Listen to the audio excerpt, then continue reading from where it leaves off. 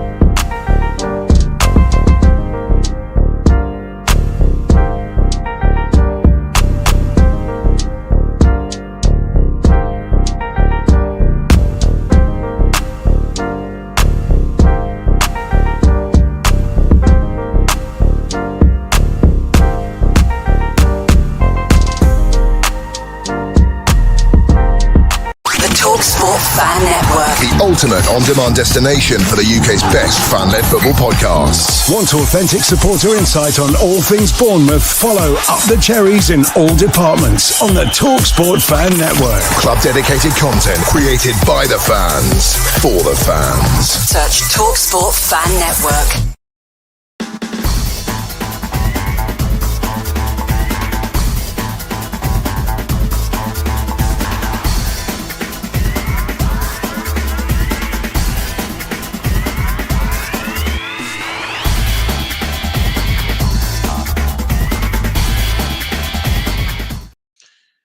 Good afternoon, good evening, and good morning to anybody watching from down under. We're back to normal football, or kind of normal football anyway, Matt. And of course, we are doing a watch along. Matthew Harrison, how you doing, mate? Yeah, not bad. Looking very forward to it. Obviously, we've seen the lineups, which we'll go over in a minute. So, yes. Yeah, we'll have a look at that. So yeah, it's good to see that that's obviously mixed up a bit like we'd expect for the pre-season. But yeah, looking very much forward to it. Good stuff, good stuff. We will come over to the comments in just a moment. So please do hit the like, hit the subscribe, hit the bell button wherever you are watching from as well. Be it Instagram, be it, wherever else, Twitch, or of course the normal standard YouTube. So yeah, great to have you with us. So first of all, let's go through some information ahead of the summer series, and I will run through that quickly now. Let's make that full screen. So the Premier League Summer Series is a pre-season tournament hosted in the United States, with every game shown live on Sky Sports. Manchester United, Everton, West Ham and AFC Bournemouth will each play a game against one another. Each team will play 3 matches and will not face the same opposition more than once. The winner of a match shall be awarded 3 points. If a match is drawn, both clubs shall be awarded 1 point. So there's no penalty shootouts or anything. The club with the highest number of points at the end of the tournament shall be deemed the Premier League Summer Series winner. If 2 or more clubs have the same number of points, their position in the table shall be determined on goal difference. And if the goal difference is the same as well, the higher placed club will be the one having scored the most goals in the tournament. If the clubs cannot be separated by points, goal different or goals scored, the higher placed club will be the one who has won more points in matches between those clubs. So say for example, we beat Everton tonight and we finish on the same number of points as Everton, we win it effectively. So we go above Everton. So, Matt, do you want to talk us through the AFC Bournemouth lineup? Yeah. It's quite nice to see, obviously, Winterburn coming in. And obviously, I've been very looking forward to seeing Petrovic and Truffert. Bit disappointed Krupi's not involved. I'm not too sure exactly why that is. If anybody knows that was watching why he's not involved, then pop it in the comments. Which is a bit disappointing because I was really excited to see him. But it's a good mix. I mean, this is what pre-season's all about. Obviously, we can see Semenyo's on the bench. We can see Zab's on the bench. But that's what it's about. It's about mixing the team around, and everyone is competing for their place, aren't they? It's a Yeah. clean sheet. So everyone's now competing to get back into the team. So it's a good mix. It's going to it's going to be interesting to watch. 100%. I'm sure we're going to continue with our high pace as always. The Yeah. stadium's absolutely full, and the stadium looks amazing. So it must be an amazing experience if anyone's managed to make it there. Just got a picture of Cherry Bear walking around actually at the moment, just giving the thumbs up. Yes, It doesn't yeah. look like has he got the new shirt on? I couldn't tell there for a moment, but yeah, sorry. Well, I Go say back. the stadium's full. It looked full from the aerial shot there I just seen, Yes. but yeah, no, it appears to be a decent crowd. But it's an amazing stadium to play in by the looks of it. Mhm. So yeah, yeah, no, really excited. I can see obviously we've got the three goalkeepers on the bench. We've got a couple of the youngsters on there as well. One named by William that I'm not too Yes. sure of. Apparently, according to the website, the Premier League website, he's got the 97 Mhm. shirt. But I don't know whether that's true or not. Mhm. But yeah, so yeah, it's a good mix. I'm sure there'll be plenty of Yeah, subs throughout the game. And it'd be 100%. interesting to see the lineup as well, how they're actually going to line up because with Tavernier, Dango, Traore, Brooksy all in there. Who's playing in that sort of centre mid role, which I think Yes. is going to be Tavs and possibly Brooksy or maybe Traore. But yeah, the biggest disappointment for me from this lineup is that Krupi's not involved. Just hopefully it's not 100%. true. Yeah, 100%. And of course, Croupy is a player who is, thought a lot of at AFC Bournemouth. So, yeah, it will be, be interesting to find out the reasons why he's actually not in the squad. But we shall soon find out. And of course, Sky Sports was it the Premier League website actually, who have revealed this lineup? Um, Yes, yeah, yeah, because the Evan Nilsson in behind Winterburn, we know that's not going to be the case. yeah, Uh, definitely. and also missing from the bench is Tyler Adams as well, Mhm. which I'm not too sure. Maybe he's not. Maybe there's 3 games, so maybe different faces are going to be involved at different Yeah, times. Maybe he's purposely picked this lineup and bench to try different things out. Who knows? But I mean, when you look at the lineup, though, it's good to see Hill get an opportunity. I do rate Hill. With Zabane and Senesi, I think they will be the starting two, in my personal yeah. opinion, from the league season. But it's good to see Hill get some minutes. To be fair, I mean, exciting. I can't wait to see him play. But yeah, it's going to be interesting that centre mid kind of area. Who is it going to be these two that fill in there? I think it might be Brooksy. I don't know, but we'll soon see. But it's going to be interesting anyway to see this group of players play together. Obviously, Petrovic, Yes. excellent signing, excellent signing. Really, really happy to see him obviously start. But yeah, Traore getting his chance as well, which should yes, be, it should give him a little bit of confidence. Hopefully now he's got this opportunity, he can take it. So I tell you what, let's have a little look at our opponents, Everton. And we do have an Everton fan actually in the chat at the moment. So hello to FC Gaming as well. Good to have you with us, albeit I don't know if we agree with you that Everton are better. I we had to look further down the table to actually find out where you were last year. But of course, that was last year. This is this year. You got your shiny new stadium to look forward to. But what do you make of Everton's lineup? yeah. I mean, again, I'm sure David Moyes is trying out some different things. I mean, there's some decent players in there. We know what Beto can do. McNeil. Um, Also, their number 10, quality player who was the best player against Bournemouth at Goodison Park last season in the league game Yeah. until they took him off, bizarrely. And that's kind of when it all went downhill for Everton. I thought he's an awesome player. But yeah, I mean, it'd be interesting to see if Mark Travers gets any minutes, maybe in the second half. But yeah, I mean, I'm sure he's trying different things out as well. And again, everyone's fighting for their first starting position on the first game of the season, aren't they? So, Yeah. uh, yeah, I mean, I think it's going to be a good game. I still think, really, on paper, you know, we should probably win it, in my personal Yes. opinion. But yeah, let's see. And this is how Everton are likely to line up. Again, this is from the Premier League website as well. So take it with a pinch of salt. These positions may change. We're just going to quickly go through one other thing as well, which is the Summer Series betting odds between Everton and AFC Bournemouth, as Adam Smith is waiting with the team, ready to lead them out. Mascots all in AFC Bournemouth shirts as well, which is good to see. The global reach is expanding, but Everton to win is 2-1. Draw is 2-1, and we are the favourites at 21-20. Now, if you are going to have a bet responsibly. But I need to say that. But yes, that is the odds as they are. So cool. We are nearly ready. Let's quickly run through these comments as the teams come out. Malcolm said VAR checking, asking for a friend. Yeah, we was. I think we was on time, wasn't we? Or a minute out?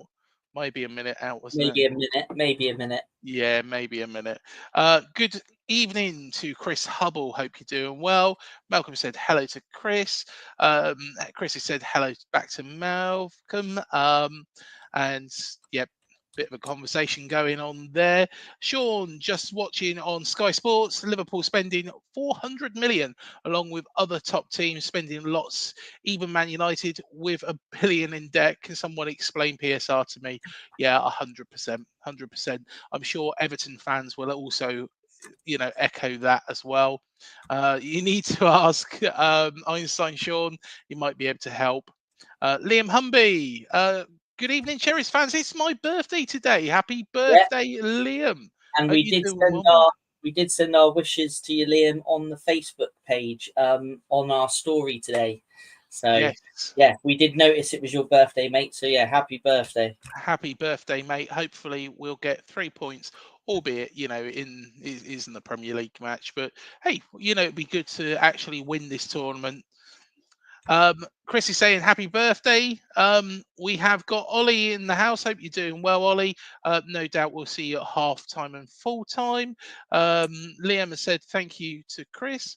Hope you have a great day. I'm just flicking through these. Lee Sibley, hope you're doing well. Evening all. Malcolm said hello to us. Dan Short, hello Dan. Hope you're doing well. Happy birthday to Liam, he said. Chris said good evening. Malcolm said hello to Ollie. I'm just going to run through these as well. No Sinistera and no Sinistera, no Enisu now, etc. Sean, I was expecting to mix it up, but there's not much. Traore could have more of a future than most fans expect. Yeah, very true. Paul Sant, see on Liverpool have not spent in the last 2 seasons, I believe.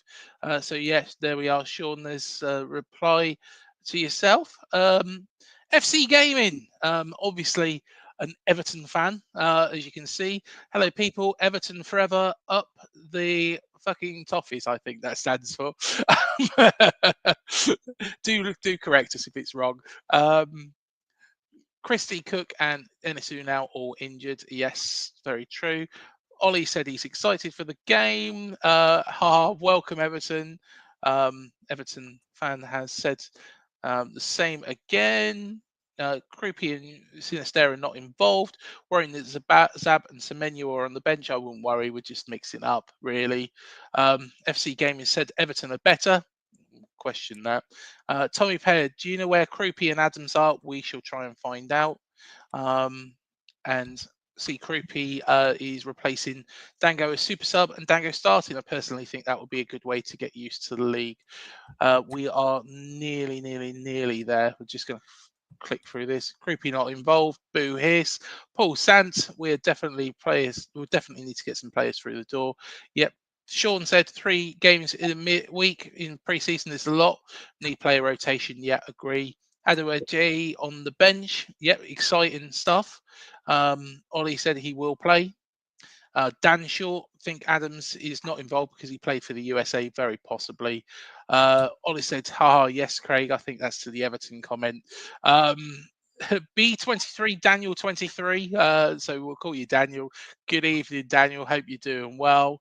Ollie said the same, as has Malcolm. Sean, going through the current squad depth. Odds on come on the Cherries.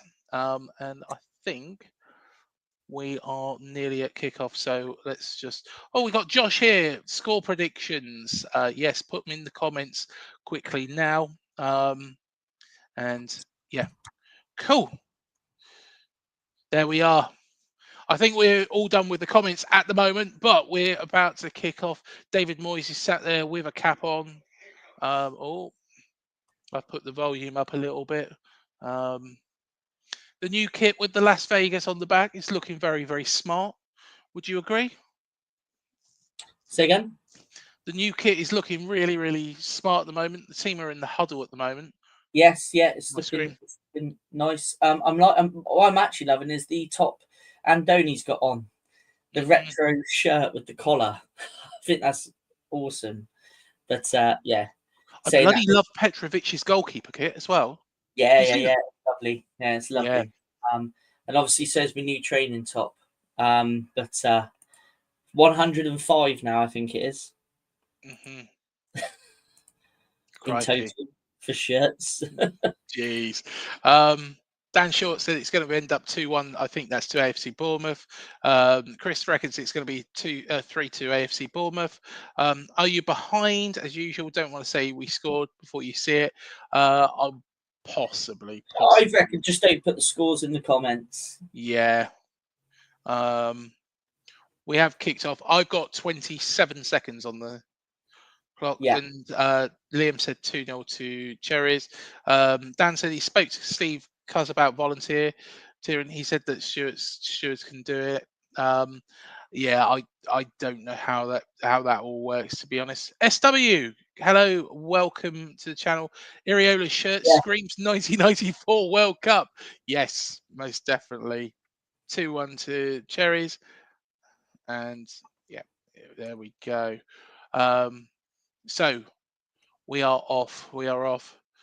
And the first attack, seems to be from ourselves. Nice little ball down the left-hand side. Dango crossed in. Little push from Evan Nielsen there.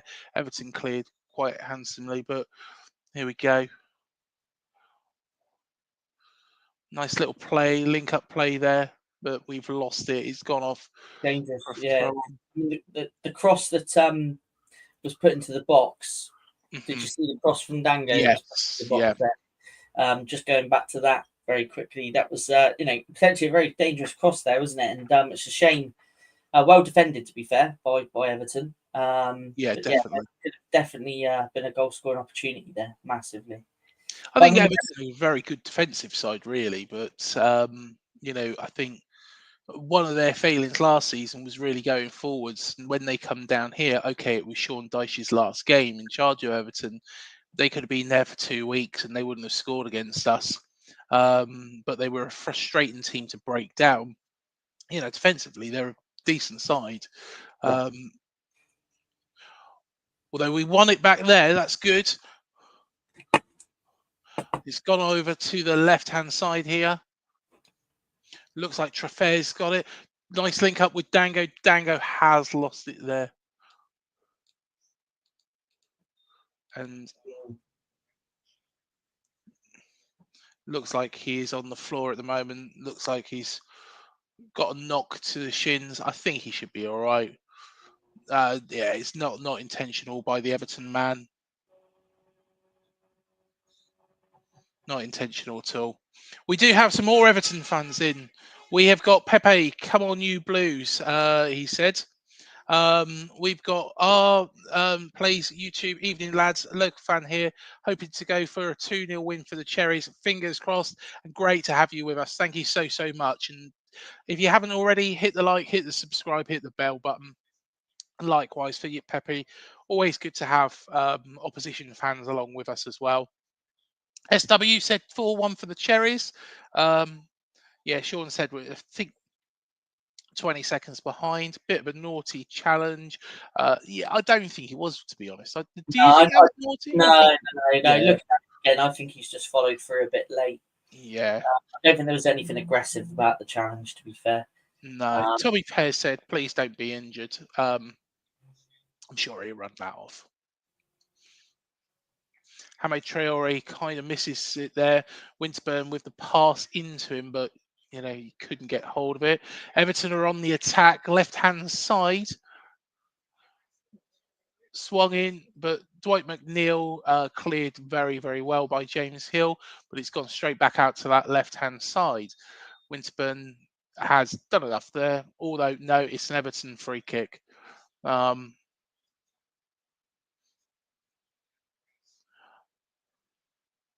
Let's just have a quick look at this. Yeah, to be honest, that was a foul. At the end of the day, I know that a lot of if Everton fans are watching, a lot of people will think, well, at the end of the day, we want to give what we see. Even if it is a mistake by our team, we will actually be open and honest about it, won't we, Matt? As well. Yeah, definitely, 100%. It's cleared up field, but nobody really is there. It's with Jordan Pickford at this moment in time. I'm guessing are you at the same position as me, Matt? Sorry, so say again? Are you at the same position as me? I think 5 minutes just gone. I'm just slightly behind. So basically, what I will do is I will just give my opinions on things as I see. You lead the way. There we are. This is the only problem you watch on Now TV, isn't it? Yes. Streamed, it's sometimes slightly behind, isn't it? And slightly further behind. And so just all. I think I'm about 20 seconds behind you, but you lead the way and I'll give my opinions. Yeah, that's fine. And obviously, I'll see things behind you, so I can, give you another opinion as well. Yeah, definitely. Dwight McNeil is playing quite well for Everton down that left-hand side. I am going to bring the lineups. Actually, we do have a load of people actually who are on the Instagram account as well. We've got Liam. We got AFCB fan page. Hello, good to see you again. We've got Ben. We've got Harry. We've got Boyers. We've got Chris Marshall. We've got Shiny Pichu. We've got Amy. We've got Steve. We have got a load of people on there as well. Guys, come on to YouTube. Come and have a chat with us all. If you have got a YouTube account, great. You'll be able to do that. If you haven't, set one up. It's nice and easy. It only takes 2 minutes. But we've lost the ball. We seem to be losing balls in the middle there a little bit. So let's see. Yeah, Cherries not got his foot behind a couple, has he? No, he's been a little bit poor so far.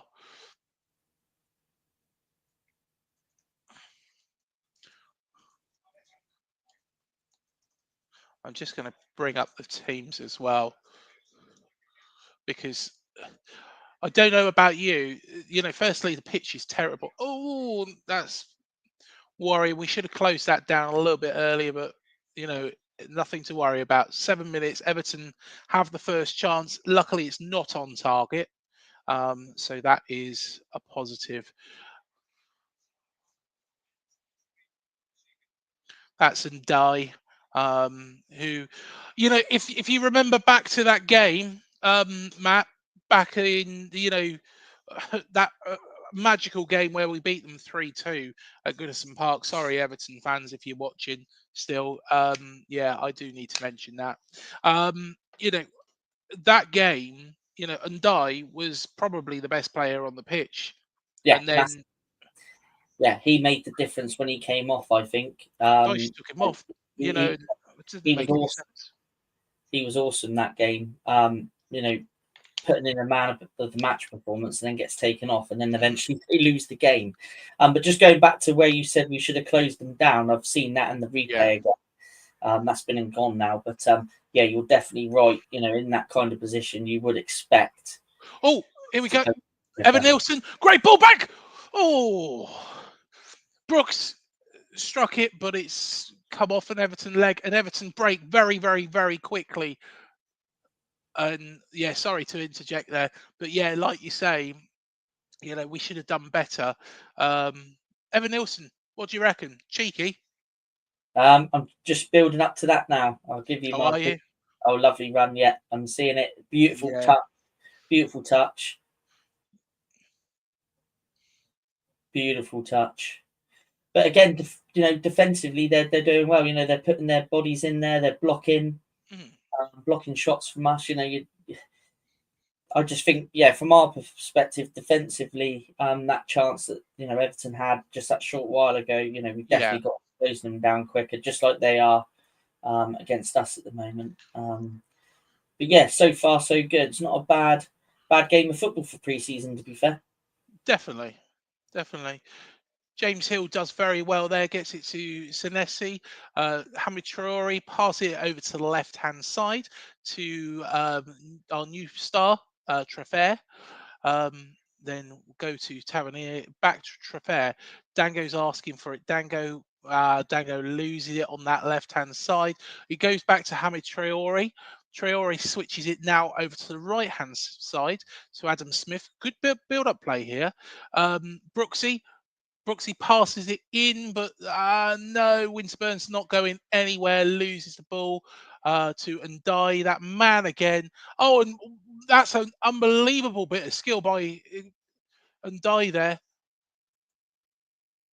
But Garner's got it well taken by Petrovic.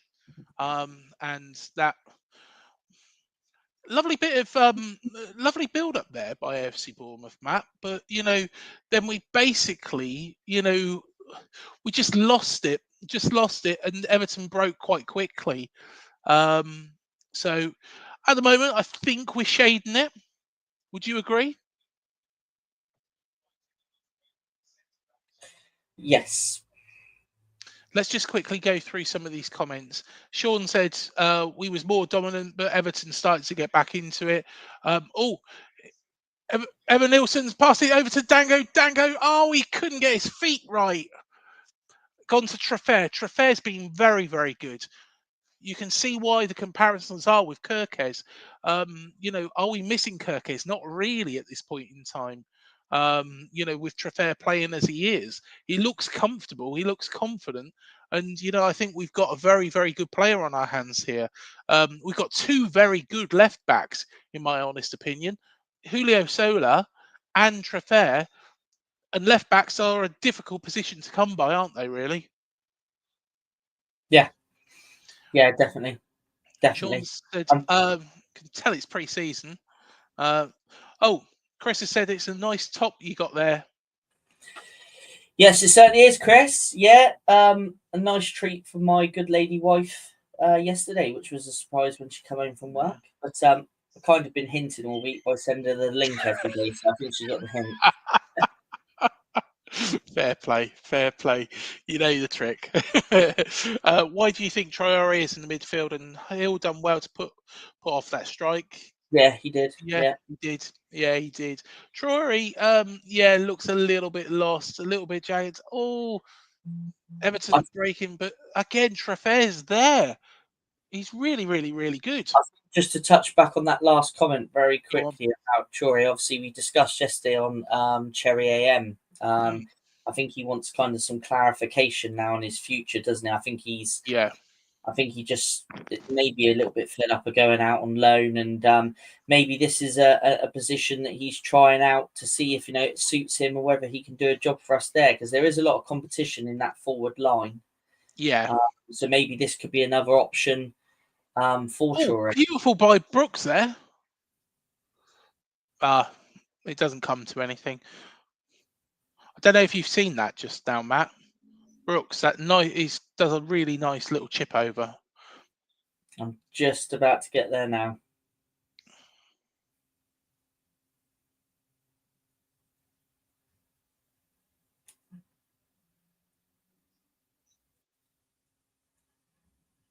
Oh, lovely. It deserved more, didn't it, than it comes to, really. And credit to Everton. Defensively, they're looking good at the minute. They are. Can't knock them at all. Can't knock Everton at all. Obviously, Malcolm said we'll have the heavyweights on in the second half. Craig, get warmed up, Craig. Well, I better get on a plane if I want to go out there. I don't think Everton will be quaking in their boots if they see me warming up. Do you? probably not. Especially as I've had a pizza this evening. Um, are you guys hoping the away shirt will be pink? I would love the rumor of the blue and black, but hey, I'm sure that Umbro will do quite a good job with it. They haven't. I can't think of a real bad kit that they've really released, to be honest. Umbro, I don't think I've done a bad shirt, to be honest. No. I think there's other shirts I'd rate higher and lower than others.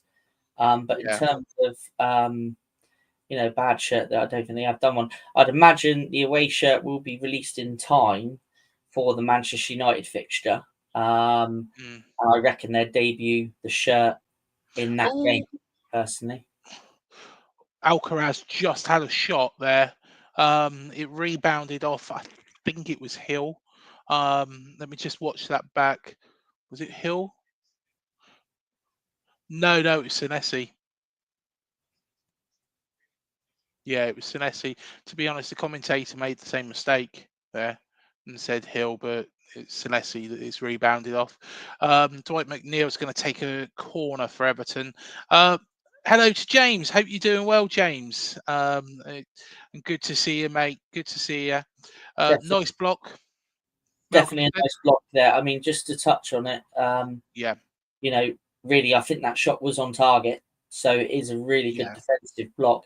And I think, I know we've lost the likes of Dean Housen, but, Since and Zabani, for me, are still, two quality, centre backs. So, I don't think, it's, obviously we'd love to have seen Dino stay, but hands from the keeper as well, just previously to that as well, from the corner there, from the cross back in from the corner. I still think everything's really good defensively for Bournemouth. We may probably still add, another defender in. I mean, I read something today that they want another 3 players. So one of them being a striker and a defender. So yeah. We're going over to the right hand side. Adam Smith here, passes it into Brooks, and some nice play. Controlling the game. Everton, I think, are probably more on the back foot, but when they do attack, they are attacking with quite some pace. Defensive. Oh, Traore! What a shot that was! We can keep it in. Traffe's done very, very well there. He's got it straight out to Dango, to Tavernier. We've gone back to Senesi, but Dango, it's gone back into him. Dango, nice link-up play there. He had some nice link-up play there with Ben Winterburn, but yeah, it comes to nothing. Everton pull it away, but they can't go very far because Adrian Traffer is there again. I'm liking this guy. I'm liking him, Matt. I really am. He's good defensively. He's good at going forward. Again, losing Kirkes is a blow, but I think they found the perfect replacement. So, 100%. Sean put here, I thought this could have been a useful game to release the away shirt. I think it's possibly going to be a Man United game. Of course, either ourselves or Man United have got to change shirts. I think one of the Man United shirts, to be honest, I don't know much about Manchester United this season, apart from that they're a basket case. But I think we're down as the away team as well for that one. There we are. So we will be playing in an away shirt. Hopefully, it's not last year's away shirt, but I think it's going to be this year's one. It'll be released, I reckon, probably tomorrow. Not tomorrow, Monday. Do you reckon? Yeah, it could be Monday, Tuesday, Wednesday. Who knows? But it's going to be imminent. It's going to be imminent, I reckon. Sam said, up the cherries. Samuel Harrison, your brother. Hello, Sam. You all right, mate? And Liam Humby said, last season home shirt was one of the best. It was. Badger and Bournemouth fan said hello to us all. And Sean, good goalkeeping from that corner, but shouldn't have let it cross in like that. Dan Short, when's the next game? It is Tuesday night, or is it Wednesday very early hours in the morning? Wednesday early hours or Thursday early hours. I'm not can't remember, to be honest, but it's midweek. We'll find out. Tune into About Cherry AM. We'll find out. half 2 in the morning, I think it's kickoff time, I think. It's Wednesday, Dan. Yeah. And yeah, middle of the night. Yeah. Right, cool. Let's get back to the game. I do apologise. I do want to run through all your comments because you're good enough to leave the comments. We like the comments. Just I mean, it's hear other people's opinions about the game as well. This is 100%. we've done the watch along. We don't do watch alongs too often. No, it's always fun though when we do it.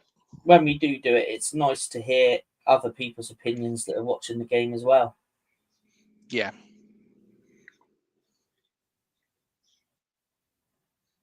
Everton go back to Jordan Pickford and then go forwards.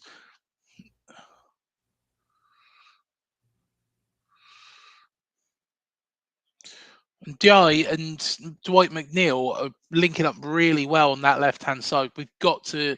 That's where their biggest danger is, really. Everton's. They. Alcaraz has had another really good shot. Treffer, very well done. Oh, it looks like Hamid Traore, I think, is down at the moment. Yeah, Hamid Traore is down. Oh, that's a nasty one, actually. That's, again, I don't think it's intentional by the Everton man, but I think, he's caught in a way. It looks like he's caught in his stomach by a knee, which, yeah, is going to be quite painful.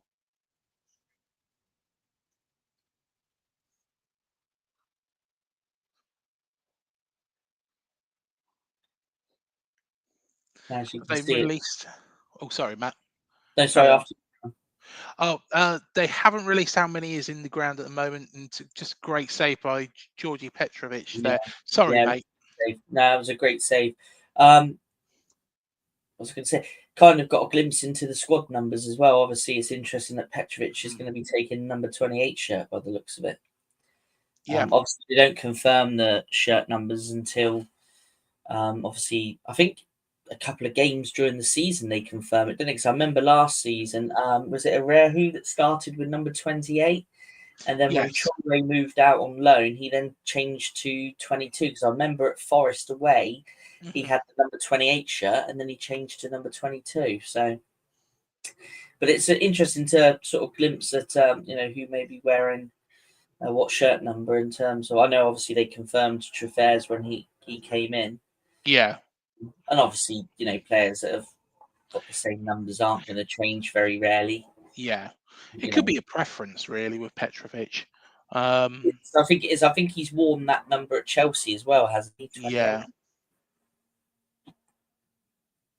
Yeah, I think it's some. It's no longer like where number one is the first choice goalkeeper, and those days of football has been and gone really now. Dwight McNeil has got a throw in for Everton on this left hand side. Diye is coming over as well, but David Brooks he's holding his foot at the moment. Hopefully, yeah, he's okay. He's okay. Just a bit of a coming together. Malcolm said, "I'm out of chocolate. Anyone got a spare bar?" Tommy Bear, it feels like we're missing a lot. To be honest, first proper, real heavy, intensive game. I think it's going to feel like that. Oh, this is something different. A cooling break. Yeah, well, the temperatures out there. I mean, we saw it during the World Club Cup, didn't we? Yeah. Club World Cup or whatever it was called. So yeah, I mean, for welfare, it's got to be done. Yeah, 100%, 100%. We've got a couple more people as well on Instagram. Hello to Shiny Pichu. Hello to Lloyd. Hello to Archie. Hello to Alex Horsley. Hello to MFC. I'm guessing could be a Middlesbrough fan. And Bouncer Man. Good evening to you all. Like I say, come and join us on the YouTube because that way you can get involved in the chat as well. And also, don't forget to smash the likes. Exactly, exactly. Like, subscribe, hit the bell button. Yeah, Liam's having a calling break himself. To be honest, I don't know if I. Yeah, it's mainly because of the weather over there. I think does this happen in the MLS a lot? I'm not 100% sure, to be fair, because the MLS season that finishes in November, doesn't it? So is that Yeah, right now, isn't it? yeah, So yeah, possibly they may well do. I mean, to be mhm, fair, I haven't watched a lot of the MLS, to be honest with you. I mean, I watch bits every now and then. But yeah, no. But to be fair, I would imagine so. I'd imagine this is probably yeah. normal practice out there. I've just seen one of the Everton backroom staff um, cooling the players down with a spray. Did you see that? Yeah. I bet that's lovely Novelty. though when it's really hot and you've been running around. I bet that's lovely. The ice bath probably wouldn't be too bad actually. Those Everton shirts, they kind of change colour, don't they, with the proper heat. Our shirts normally stay. I don't know if that's a manufacturing thing with is it Hummel that they're with? But I'm just looking at Ndai, and literally he's got like a whole, They're patch. Castore, aren't they? Castore, is it? And I think Villa had a similar problem with their shirts a couple of years ago. Yes, it is Castore. And Castore actually now have the rights to Umbro football, I believe. Mm. Um, so It yeah, doesn't happen with our kits though. no, no, no. But I believe Villa had a similar problem a few seasons back before they switched to Adidas. Yeah, Everton fans, if you're still in the chat, let us know what you think of that because that, bit of a surprise. Yeah, same with James Garner. Can you see? It's just literally sticking to him. It's like paper mache. Unless it's a bit like what Adidas and Nike do, where they've got a separate one for the players and a separate one for the fans. You know, if I was a fan of theirs, I wouldn't be too happy with those kits really. Malcolm said he's not really worried. No, to be honest, I don't think there's anything really for us to be worried about. This is primarily about getting ready for the Premier League season, but it'd be nice to win it. I think it, we're capable of it doing that. I think it's a case of yeah. I mean, the most important thing with pre-seasons is all about fitness. Deserved yellow though. To be fair, this. Yeah, Um, 100%.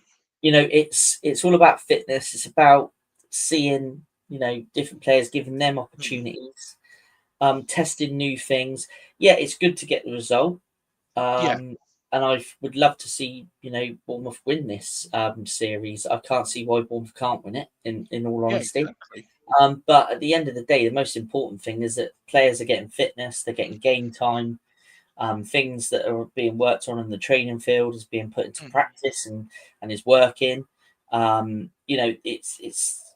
It's more about. I mean, I like watching PCs and friendlies. Yeah, It's something that I watch it from a different aspect than what I watch a normal game. I would probably like today. I'm looking more at like what Touré's doing, how Hill's going to do, Winterburn, because we know yeah, what Nilsson can do. We know what Dango can do. Watching Truffaut for the first time, so I tend to watch friendlies from a different kind of aspect than normal competitive Premier League cup games and cup games, you know. But to be fair, yeah, nothing to be worried about. I mean, from what we've seen, I mean, defensively, Everton have played well. But at the same time, it's all about. I think we're still settling into the game as well.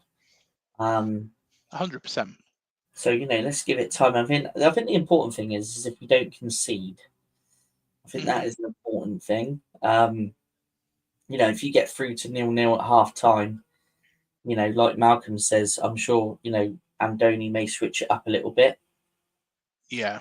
But yeah, it'd be good at halftime to see some of the young faces come on as well and give them an opportunity to play not only in sort of like this kind of competition, but you know, to give them some more minutes, you know, on the pitch within the first team environment.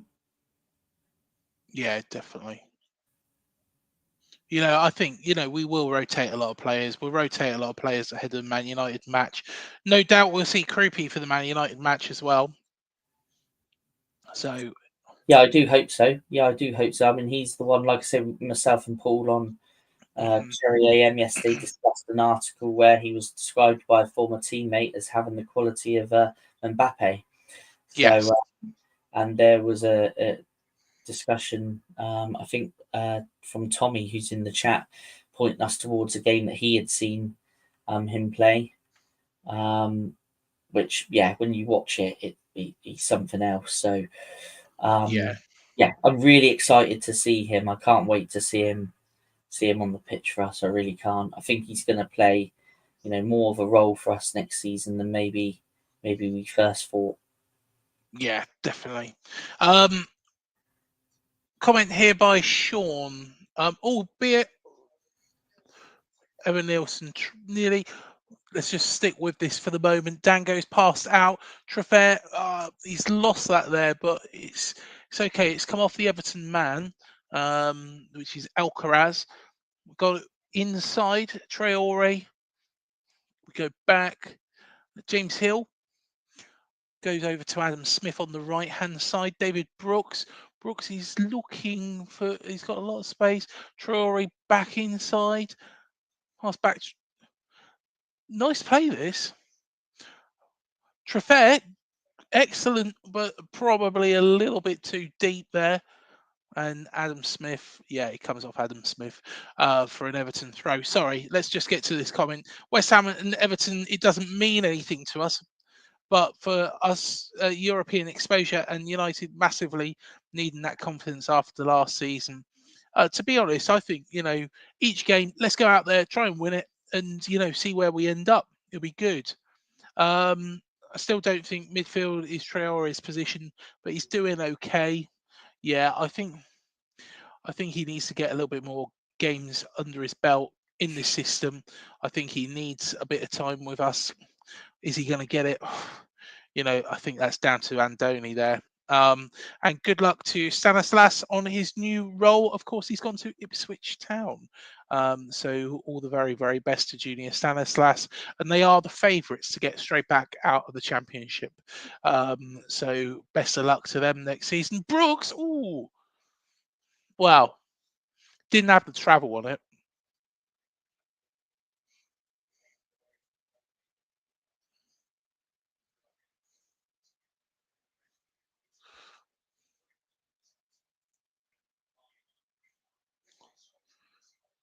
Everton on the right hand side.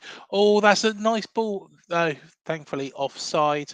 I was worried there. I thought Beto might have just beaten that. And Sean's just seen David Brooks' cheeky shot.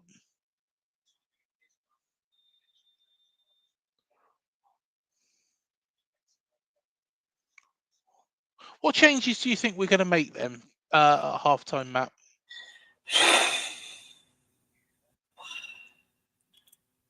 I'll have a little think.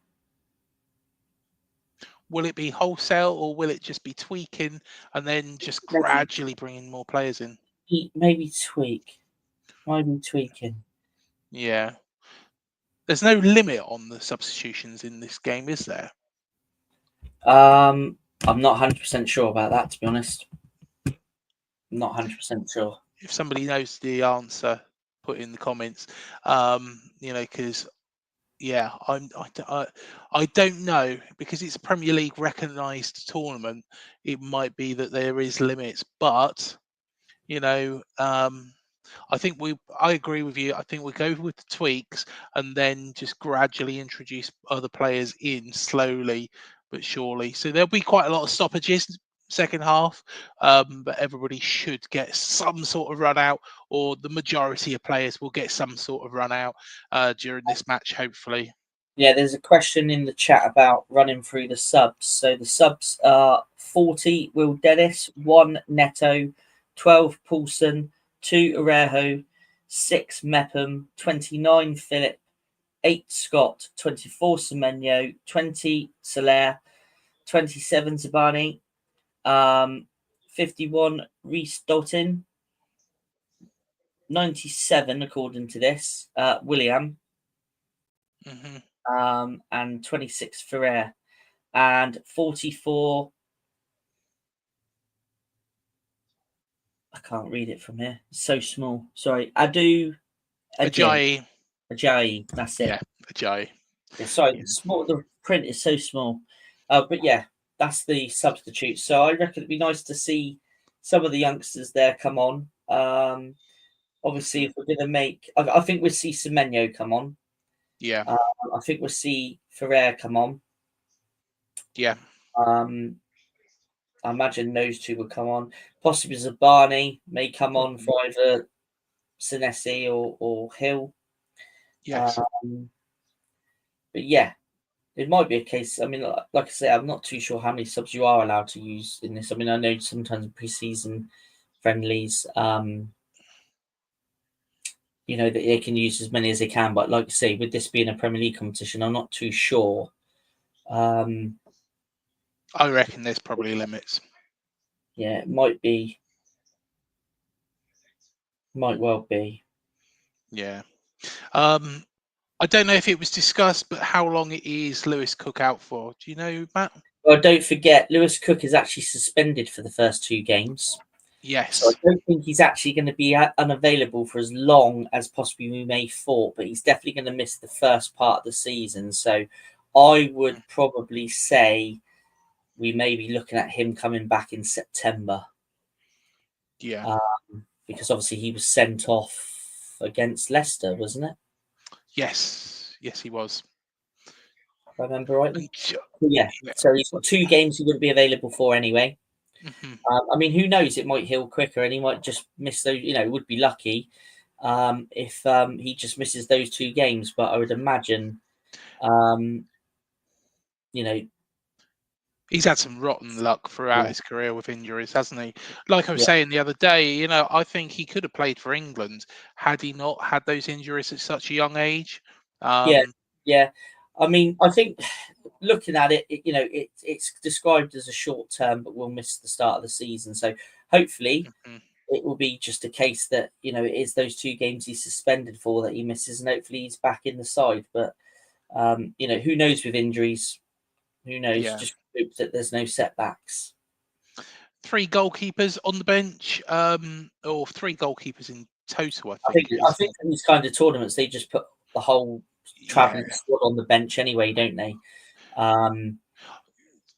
Well, Creepy's not on there, but maybe he's picked up a knock in training. Maybe they just want to keep an eye on him.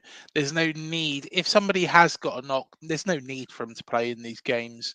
So, yeah, as long as they're ready for that first game of the season against Liverpool on Friday night. Good work there. I'm just seeing a bit here from James Hill, and that was a good... Yes. Good interception there. Marcus Taven is just run into some trouble there. It's that man and die again for Everton. He is the danger man for Everton.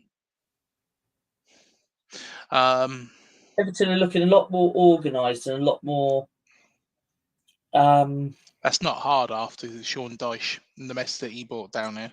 No, for a few years, they've not looked great. They didn't look great under Lampard.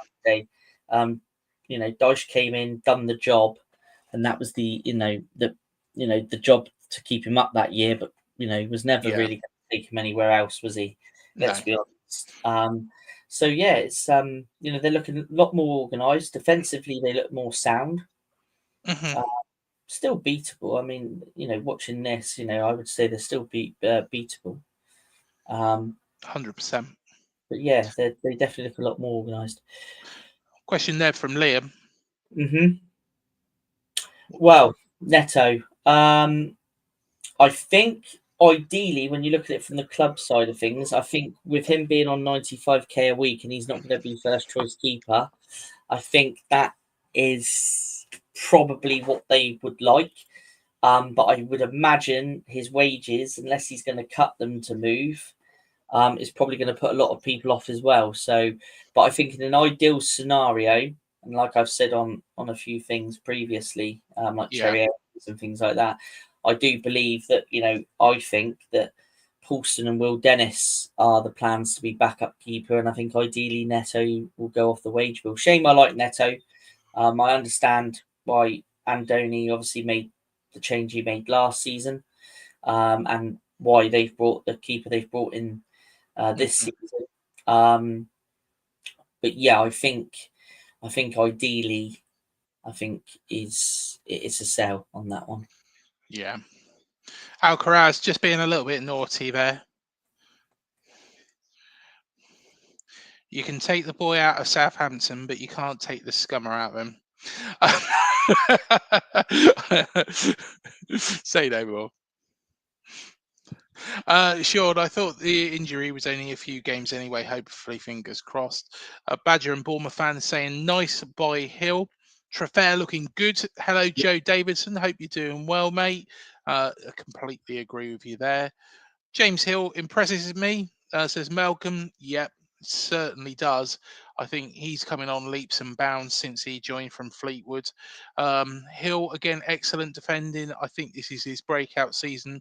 Yeah, 100%. And I know that game's already been and gone, but do take a watch of my interviews with Cecil G. Thomas from Arsenal Fan TV. He is actually James Hill's agent as well, and does give a little bit more info in the background of James. So, yeah, a very, very nice man as well. Joe Davison, I'm liking Traffair's positioning. Our right side is looking worrying. Yeah.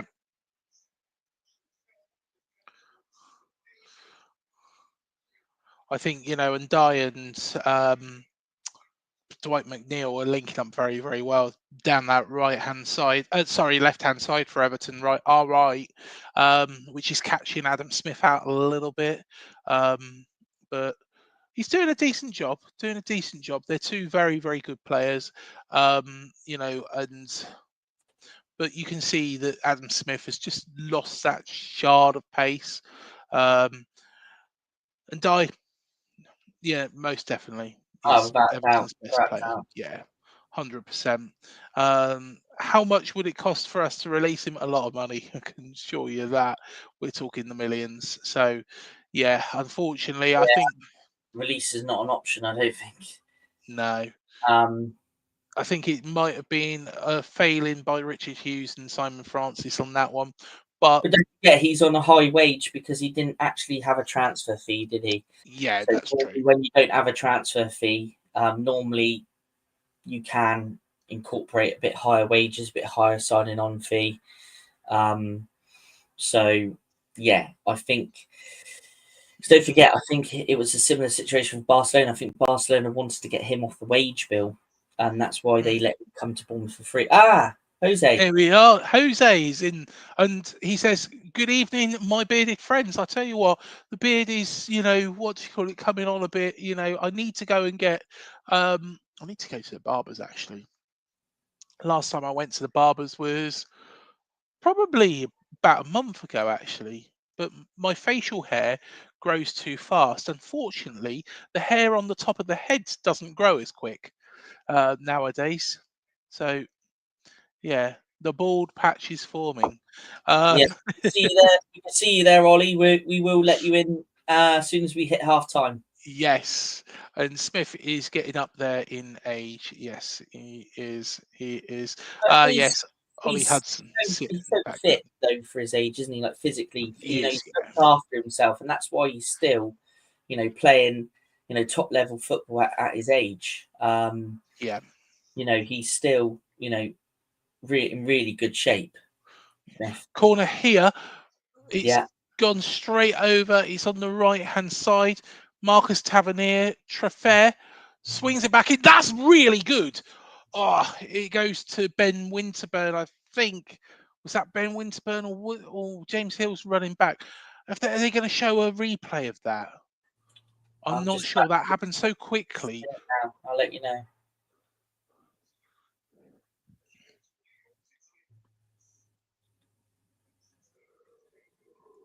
It's a Tav. True fair. Back Was into it the box. Yeah, it was Winterburn. Winterburn? Mm. Yeah, they showed James Hill going back towards the Yeah, centre circle, yeah, and it yeah. threw me. Yeah, I thought, hold on a 7 minute. on the shirt as he jumped up. Yeah. My 0-0 is looking correct so far, says Sean. Yeah, definitely is at this moment in time. Brooks looks good. Yeah. I would be alarmed if we sold Brooks. I really like Brooksy. After all he's been through, he's done so well to come back, and He's a quality player, Brooks. He's a he quality is player. And I definitely. remember when we first signed him, I think it was the Chelsea game at home. I think it was a midweek game. We beat them 4-0, and he was absolutely excellent in that game. And he's had other great games, but that one for me just stands out because I remember it was his first season with us, and Yeah. excellent player. Again, another great bit of recruitment. Alcaraz has it in the centre for Everton. 3 minutes into 3 minutes of time added on. It's gone to Dwight McNeil, swung in. Well headed out there by James Hill. Evan Nielsen. Oh, that's got no. The referees allowed the Everton player, after pulling back Evan Nielsen to carry on. Let me know your thoughts on that, Matt. Yeah, I'm just about to see it building up now. I think that was our free kick, in all honesty. Oh, sugar.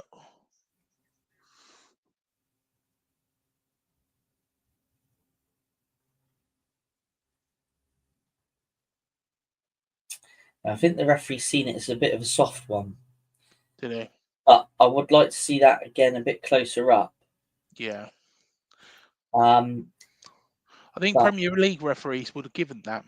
I think looking at it, I Yeah. would say he should have given it. But that's one we'd have to see again. Yeah, we certainly shall do that. And we will pick our star man at half time.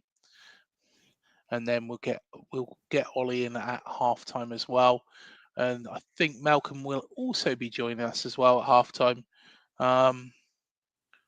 Clear pull to me. And Chris Humble said a clear penalty. No, I don't think that was a penalty, to be honest, Chris. James Hill headers it out. Goes straight back to Everton. Everton are enjoying probably their best. Oh no, Beto, well saved by Petrovic. That No, was never a pen. It's never. I'm still at the penalty, but that was never a pen. I can see why initially, I'm just about to see this now. Good save by Petrovic there. Everton are enjoying their best spell of the game so far. Yeah, they are. Great save, great goalkeeping. The way he's rushed off his line there. Yeah. Again, they've. When you watch the pass is just beautifully placed, and he's easily got round Senesi, hasn't he? Yeah. But again, good goalkeeping. Good goalkeeping.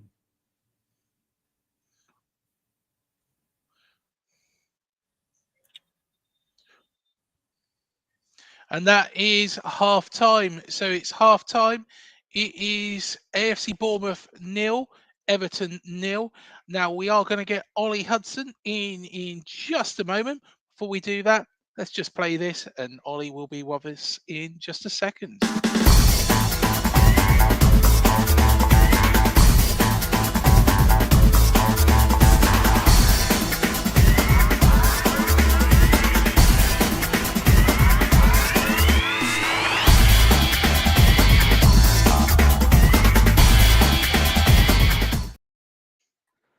Ollie, how you doing, mate? Good. Yeah, all good. How are you guys? Yeah, all good, mate. Not bad at all. Enjoying this? Yeah, really enjoying it. There's definitely a couple of standout points in the game for sure. Can you hear me and see me all right? We Yeah. can hear and see you fine. Yeah, cool, excellent.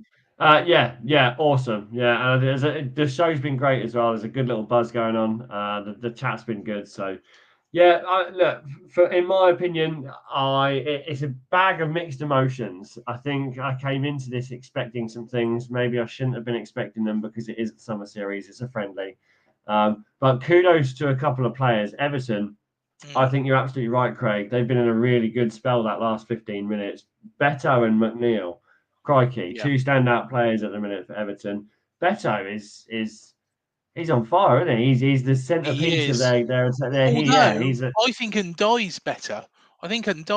I tell you what, let's throw this to another man who's sitting patiently. Hello, Malcolm. How you doing? Good evening. Hi. Good evening. Yeah, good. Thanks. Yeah. Sorry, it's the spotlights. I come and go. Oh, that's all right, Yeah, mate. That's all right. I can see you clearly. I'm enjoying this.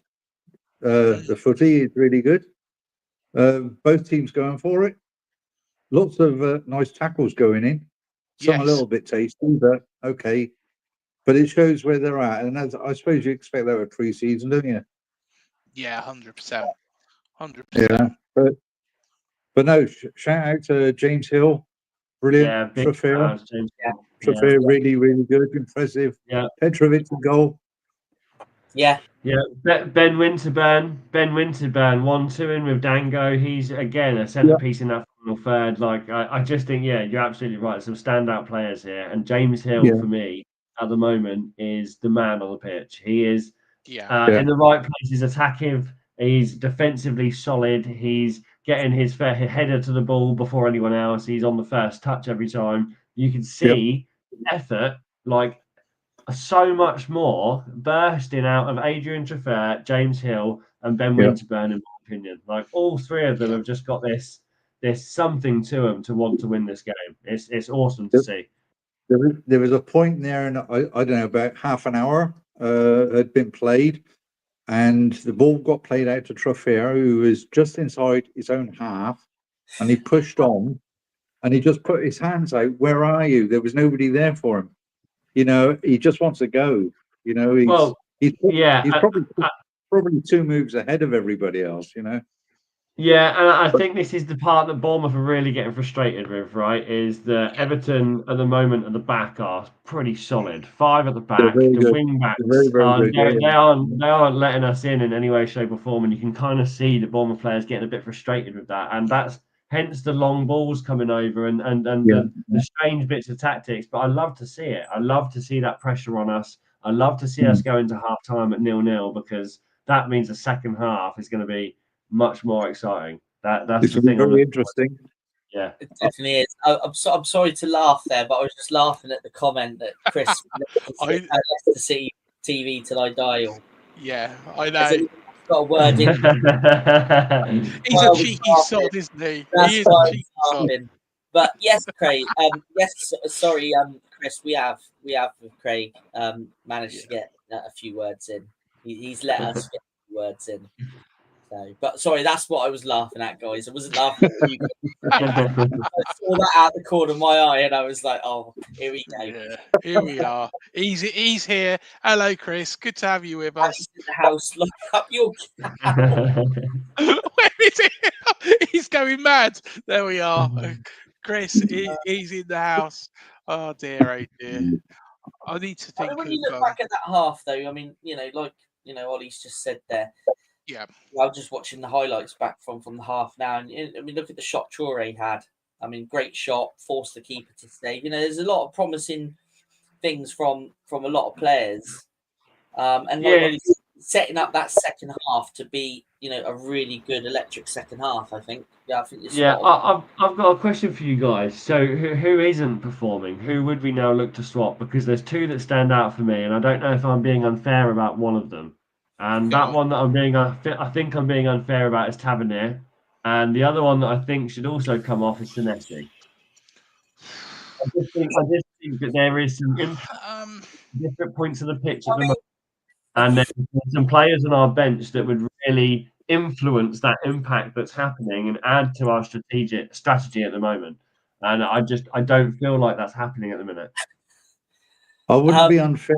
I wouldn't be unfair on the those that you've picked out, but I do think remember it is pre-season, Yeah, albeit they do want to win. Obviously, you can see by Everton they want to win it as well, yeah. um, and the players need the minutes. So Andoni's going to obviously make some changes at half time anyway. Yeah, And try exactly. try Yeah, something else. So it's you and know yeah, I'd nothing also like to see detrimental one of to those the changes players. being Abu Deji for Evan Ilson at some point. that's one that I would like to see definitely. Now, I'd also Goudé like to see that. Yeah, Why don't we go two up top? yeah, I yeah. Do you know I what? think I you're right. wouldn't disagree We've with got it. five at the back. Yeah, So it's I can't see trying him to. changing. I can't see him changing the formation and going two up top. But yeah, I understand why you're saying that, and I think that could possibly work. But I don't know whether you yeah, change the formation.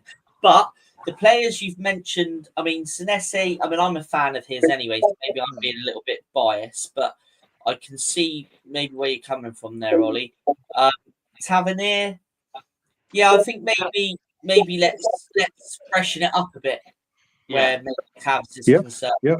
And the thing is, that's where I feel like I was being a tad unfair because he hasn't underperformed. He hasn't underperformed in any way, shape, or form. But he hasn't just quite he's done the plays right. He's been there to pass Yeah. the ball, and he's been in the right place at the right time. But there isn't that. I don't feel like he's given that oomph. I don't feel like he's pushing on that first touch as much. I just don't. I'm Yeah, not getting that from him. Whereas yeah. I am from other players on the pitch.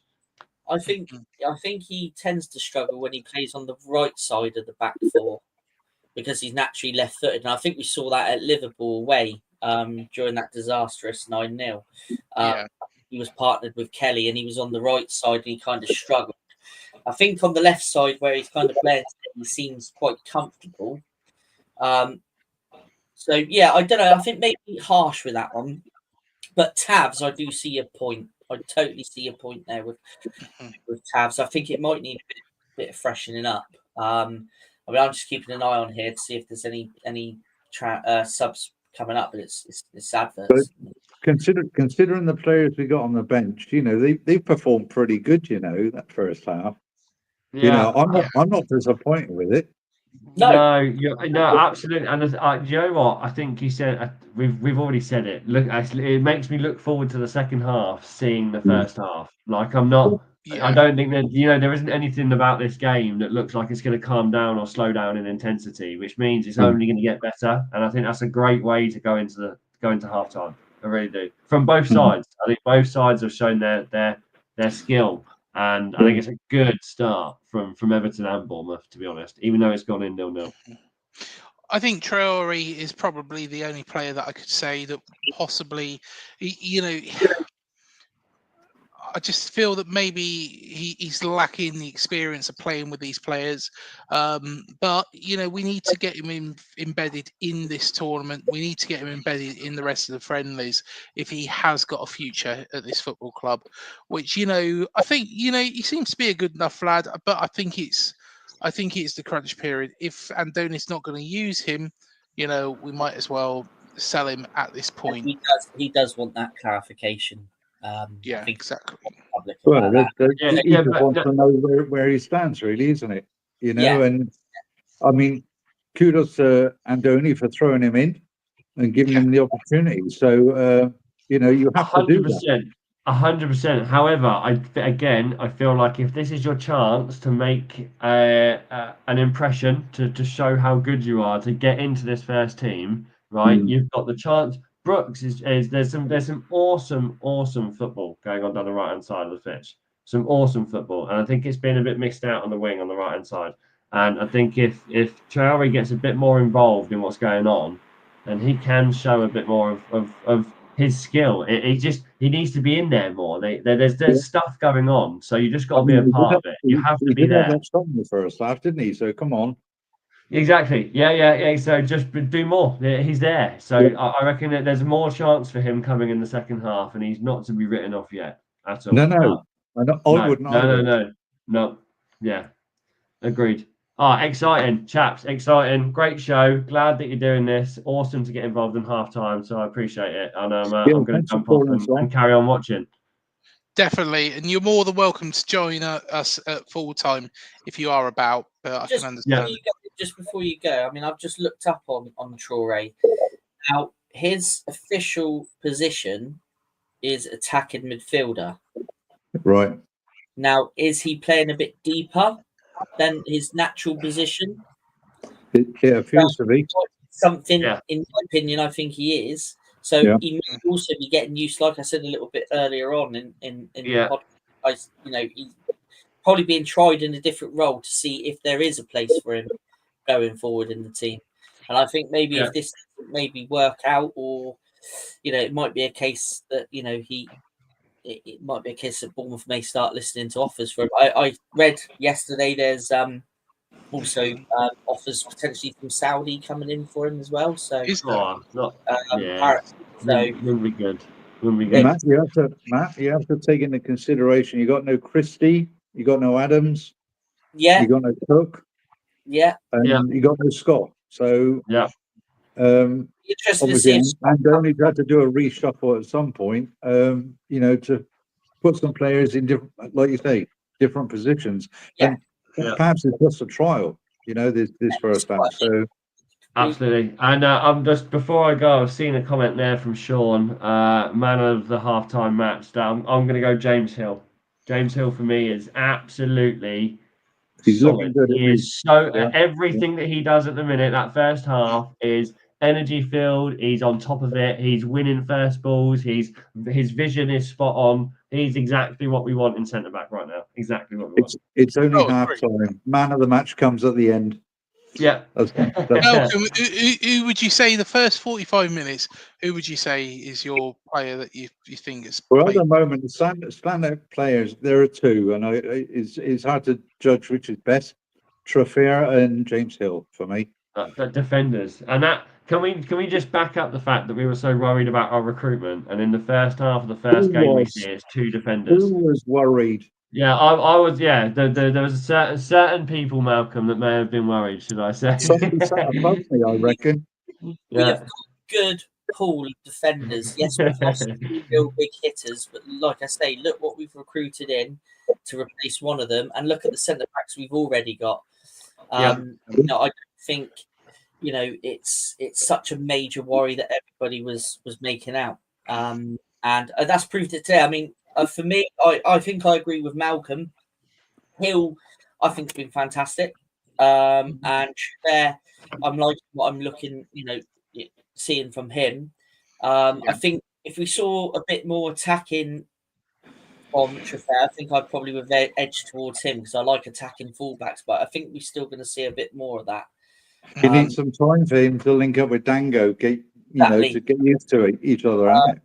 So, I mean, like I say, the important thing about pre-season is, fitness, game time, trying new things out. The result isn't overly. It's not important. It's the performance, isn't it? Happening on the pitch. How long till goes for Hill? Well, let's not talk about that yet, Sean. Let's revel in the fact that we've got had a good first half. Yeah. Let's leave that alone. It's bad enough, Craig. It's bad enough, Craig, talking about Brooksy going in the first. My man of the match so far has got to be Adrian Traffier. Leave it alone. Yeah, Phil mate, Jafar getting up and pushing, attacking, as well as Yeah. running back, as well as winning challenges. Also good. Mm. Chaps, I'll see you at the end. All right, see you at the end. See you, Thanks guys. for calling us on. Bye. Thanks for jumping on.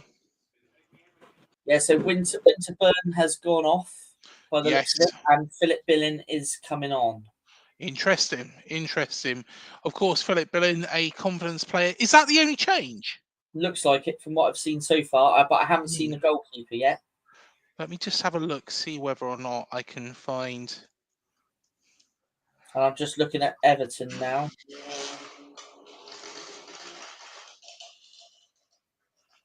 I don't know if Everton are unchanged. I'm not sure. My substitutions haven't come up yet, but I'm not looking at my phone, to be Brooks honest. is still out there.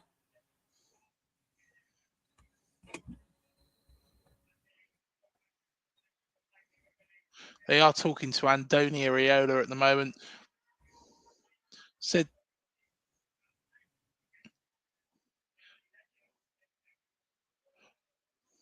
yeah, so saying that we've been the better team with the ball, controlled the game. Neto has come on for Petrovic, and Philip Billing is on in the centre. So only the two changes, but yeah, Andoni's liking what he's seeing. Hey, the goalkeeper sometimes does normally change in these sort of situations, so it's fine. It's not a problem at all. Oh yeah, of course, Will Dennis and also Alex Paulson on the bench. I would have preferred to have actually seen. I don't know about you, Matt. Yeah, I'd I mean, rather have seen Paulson. yeah, I mean, I think I'd like to have seen Paulson, and but is this a case of giving Neto 45 minutes to try and maybe put him in the shop window a bit? Yeah, that's very true. Or is it a case that, midweek we may see Paulson, and then maybe against West Ham, maybe we see Will Dennis? It might be a case that he's kind of sharing the duties out for goalkeepers to give them all a bit game time. Possibly. Petrovic will definitely be number one next season. 100%. I've been impressed with what I've seen so far. You're not spending that amount of money on a goalkeeper to come in to keep the bench warm. I do apologise, Malcolm.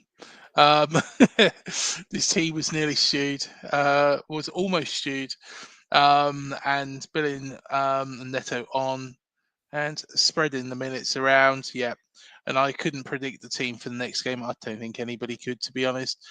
Joe Garner has got a throw in.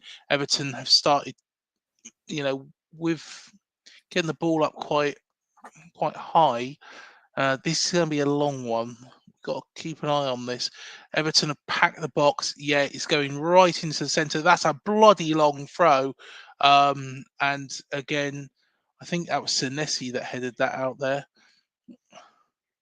A little bit, a bit scrappy there in the centre.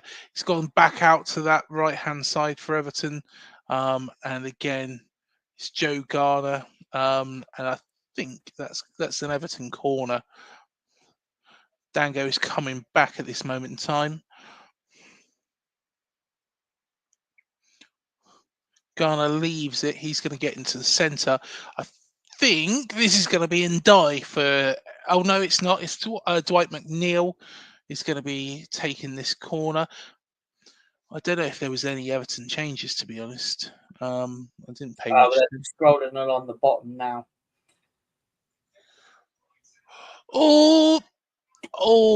Geez, that was playing dangerously. Yeah, and Alcaraz takes a shot. Yeah, didn't clear our lines there. And yeah, Philip Billing turned his back to it. The shots come in. Instead of standing up to the shot, he's just turned his back. I don't understand why he's done that. He's a confidence player. He needs to get that confidence in him. Look at it. He's got a Serie A, winners medal, from last season. He should be coming into this side full of confidence and full of, he needs to pick himself up. Because if he wants a future at this football club, he needs to do something this season. It could be that we're putting him in the shop window though as well. Yeah. I think that is probably. I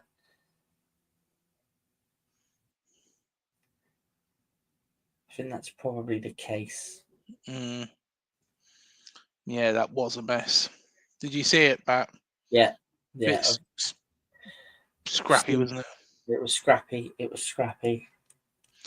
But looking at it, dare to say it, I know we're only, a few minutes in, but Dango. Everton, Oh, what a ball that was! Sorry, Matt. Sorry. that's Go on, yeah. carry on. It's gone to No, I Pickford. was saying that before then, with what's just happened there with Dango, it looked like sort of kind of come out and hit the ground running for those first couple of minutes. Yeah. But long way to go still. Long way to go. Brooks on the right-hand side. Again, Ball. I mean, Cherries there, put the pass into Dango, and Dango whips the ball in. It's a shame no one was there to attack it. But He might surprise us, Troy. Some players he do may well that. do. He may well do. A player that we didn't think had, and damn, that Dango cross deserved to finish. Yeah, it did. To be honest, it was quite a nice cross. Oh, that's a shame. That what happened there with when Dango tried to feed Brooks for, he just overhit the pass there, didn't he? But yeah, his cross definitely deserved someone to get on the end of that. 100%. Yeah.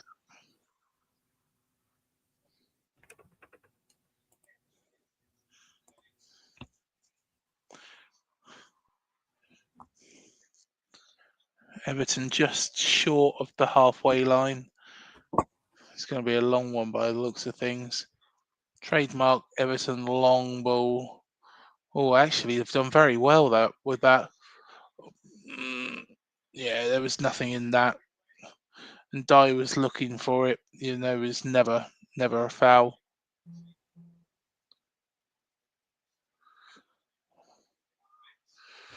Evan Nilsson is chasing something, but yeah.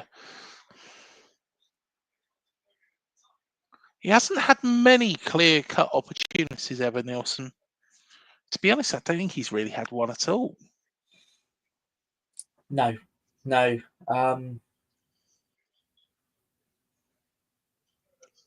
Some games last season, I felt a bit frustrated for Evan Nilsson because the Although ball saying that, she's got a shot. Nah, it's gone straight into Pickford's arms. Talk of the devil. His off the ball. His off the ball work is superb.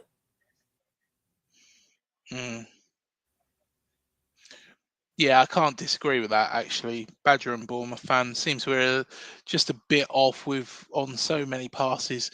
Yeah, I think it's the first real proper pre-season tough game, and yeah, I think some of the passes are awry, but I think we're the better team. We're controlling the game. Out of the two teams, we are the better team. Everton have had their spells though. Ever wrong decision there. Oh, Dango's! Oh, it's cannon there off Garner. It's a Again, corner. just before that, obviously, I know you're slightly ahead of me, but again, some decent work from Hill again. Yes. Hill's been excellent. Really has. And he's shown that maybe he is going to be probably the one, who is going to really compete with Senesi to play alongside Zabanier. Here we go. Ball into the box. Garner's. That's a poor corner by David Brooks there. And it's gone. Yeah, I mean, good defending from Everton. Again, Dango's hit the shot low, and Garner's put his body on the line to block it. So I'm just about to see the corner now. Everton are going to be a lot tougher proposition this season. Yeah, 100%. Yeah, that's a poor corner. There's nothing worse than not being able to deliver the ball and at least be able to attack it when it's an easy header, just to head straight out the box there. That is a poor corner. 100%. And that sort of layoff where Tavernier tried to lay himself off there didn't come off, did it? But No. much brighter than we did in the first sort of couple of minutes, anyway. I think Tavernier might be the next one to go off. The reason being, I just think he looks a little bit leggy at the moment. Maybe just need. Well, it's good to try out other things, isn't it? And like you were just saying half time there, we'd like to see a couple of the youngsters maybe come on and make an impression, because we do have some exciting talent, and I think these kind of things are great to give minutes. Tavernier just moved forwards there with the ball. He did the hard work. He managed to get past the first Everton man, but the second Everton man, which I think was Garner again, he couldn't get past him. He's a good player, Garner. Yeah, I've just seen that now. Yeah. Yeah. You mean? He just looks a bit leggy for me. I think we need to change him. Maybe something a little bit different. Who do we bring on? I would.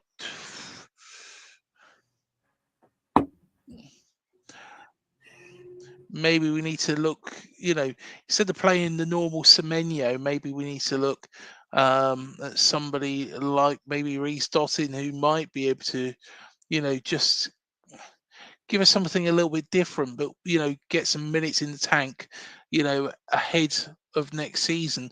Let's see how he integrates in with this team. Philip Billing there. Oh, that's a great shot. What a goal. Fantastic. Philip Billing has got a smile on his face. The confidence is back up. That was bloody beautiful. That was beautiful. Senesi passed into Philip Billing. Philip Billing passes it back off to Traore, takes it, and what a strike past Jordan Pickford in the Everton goal there. AFC Bournemouth 1, Everton 0. And, again, it just shows, what Billing can do. Yes. Yes, definitely. Definitely. And here we go. I'll just run through this. Everton's just started the game with a strong start in 11, so need to be disappointed with our performance so far. No, most definitely not. Definitely easy to find Billing with the hair. Yes, most definitely. Liam says, what a goal. Malcolm says, goal. Great finish. Wow. What a great goal, Billing. Badger and Bournemouth fan, Billing. We'll skip the next one because I don't know what it is. The hub has been blocked down. So you need age verification. So don't click on that link if you are watching on Twitch. Sean, we said to not say when there is a goal in case people are behind. It's fine. It's fine. No problem. I think everybody said it at the same time. I saw it actually. Even said, just said he was shit. I take it back. Take a bow, Phil Bill. Would you add Neve? Unbelievable, Jeff.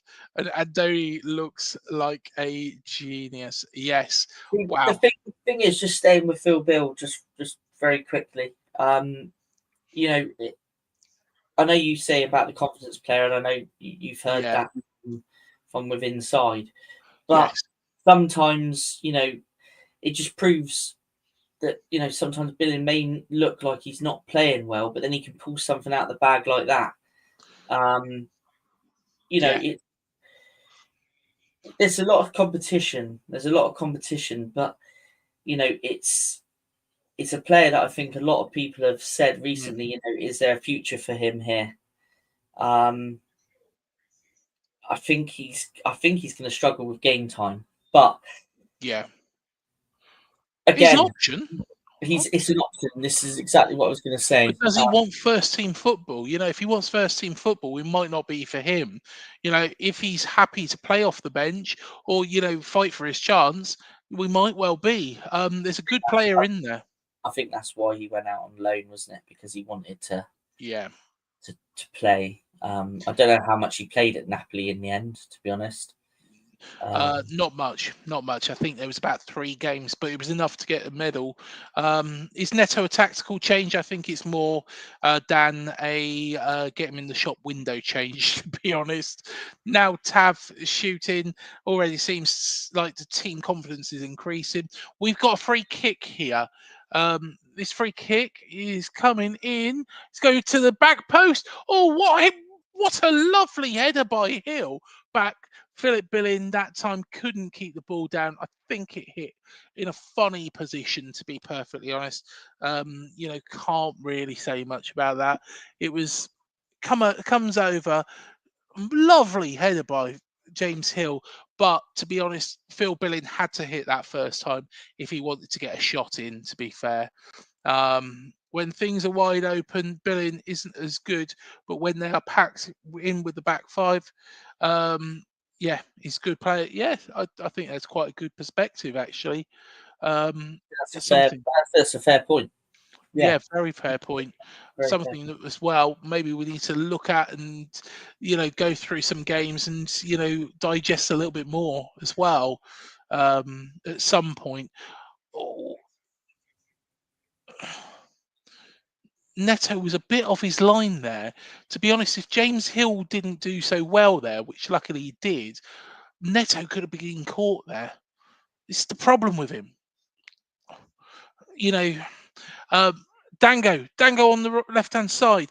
Dango's got it back. Oh, yes! Oh, no, hang on. Hold on. That looked like it went in. Yes, it did go in. It's bounced out. I thought for a moment, because Dango just didn't celebrate, I thought it might have actually gone round the back of the net, when there was no celebration. But what a strike that was. So Dango's got it on the left. He's running at the Everton number 2. Everton number 2 got it, and then he struck it, and that's beautiful. Just in the left-hand side of the post. Seen it there. Great. It comes off the left post. That's beautiful. Excellent. There we are. Dango with his moment of brilliance. Just seeing the replay now, and Patterson thought he'd done enough, I think, just to try and direct him away from goal. But Dango's just managed to get his leg in front there. And great finish. Great finish. When you see it in the reverse from behind the goal, that's a fantastic finish. Straight into that top corner. Yeah, brilliant. I think the intensity's there. Definitely. Andoni said something at half time, and the team were really firing. Goal, says Ethan. Goal, Dango, says Chris. Dango, says Malcolm. Liam says goal. Dango, says Sean. Wow, what a play. R plays YT. Prediction genius. Game's not over yet, mate. Dango being selfish, exactly what I said he needed. Yes, most definitely. And I said at the start of the stream, 2-0 Bournemouth, and look at that. Hey, we shall see. We shall see. The game's not over. The game's not over. But I tell you, there is one person that is wrong from earlier on in the chat. And it's this guy. Sorry, mate. You are definitely wrong with that prediction. I think we can say Cherries are better. Hey, bit of banter there. Bit of banter. Best wishes to everyone from Paul from Oz. Just called me. Hello, Paul from Oz. If you are still on the phone to Malcolm, good Where to are see you, Paul? you. Where are you? Where are you? Where are you? Get involved, Paul. Get involved. You can come on if you want after the game.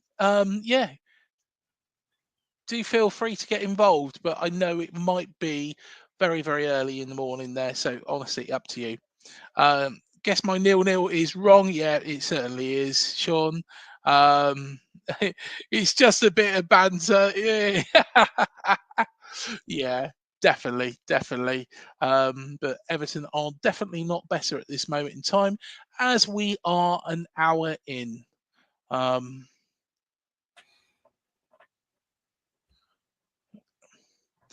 And we're looking comfortable here.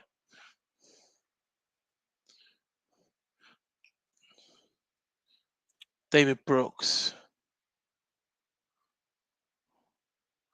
Nice. All back forwards, across. Got Senesi on the ball now. Treffer's gone into quite an advanced position there. Adam Smith. Ooh, actually, that's not a bad ball, actually. Evan Nielsen couldn't keep it under control, though, and it's an Everton throw. Right, okay. Looks like we're going to be making some substitutions. It looks like Alex Scott is coming on. It looks like Zabani is coming on. It looks like Semenyo is coming on. Julio Sola is coming on. And I think it's Azo Ajayi is coming on as well. 44, I think. Yeah, that's correct. Yes. And Yeah. he is an exciting player, so looking Yes. forward to seeing him. And again, 2-0 up, pre-season friendly, perfect time to introduce some of the youngsters.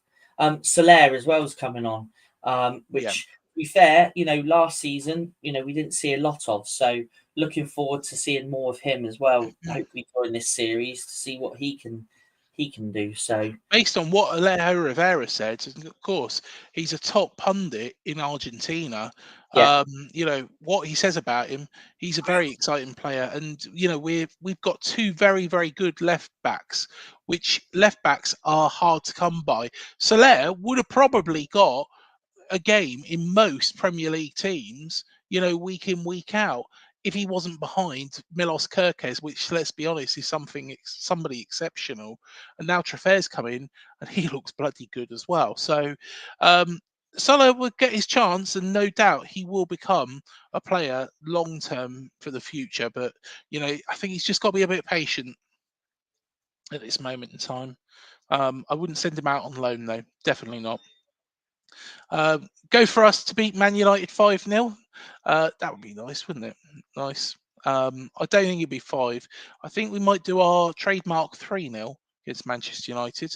As long as, we're going to be away from Dean Court. So, trademark 3-0. Here comes subs by the looks of things. So 5 substitutions. Don't forget Semenyo. Semenyo is coming on. And be careful what you wish for, FC. Hello. So hello to you. Welcome to the channel, and thank you for joining us. I'm not sure what your I'm not sure what your picture is, your profile picture, but yeah, good to see you here. Good to see you here, and please do hit the like, subscribe, and the bell button as well. Hey, we got Paul from Oz. How you doing, Paul? Good to see you, mate. Oh wow, Phil Bill classic, then Dango. Paul from Oz. Yes, good stuff. Good stuff.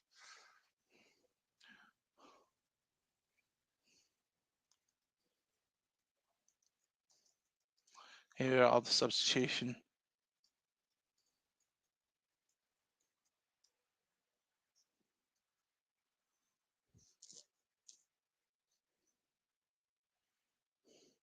Well, my Dango scored. Can your Semenyo? Yes, very true. Okay, no problem. I won't put up that other comment, but yeah, that's absolutely fine. Fair enough. Fair enough. Not a problem at all.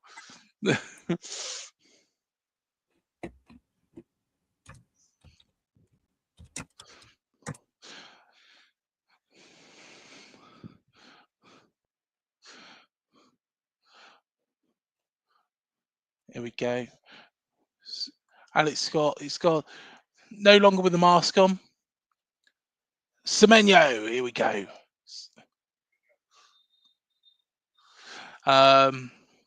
Here we are. Paul from Oz. Please keep Phil Bill. Sign a petition, guys. Paul from Oz. Yeah, and SW Bill Zabani statue. The guy looks like a Greek god. Yeah, he does. He does. Yeah, I'm not going to put up your comments. Be careful what you wish for, FC, because yeah, they're just not appropriate for this channel. By all means, feel free to watch on, and feel free to comment under a different profile. But yeah, I can't put up anything like that. Apologies. Shows the depth we have at the moment. Yeah, it does, Sean. It does. most definitely. And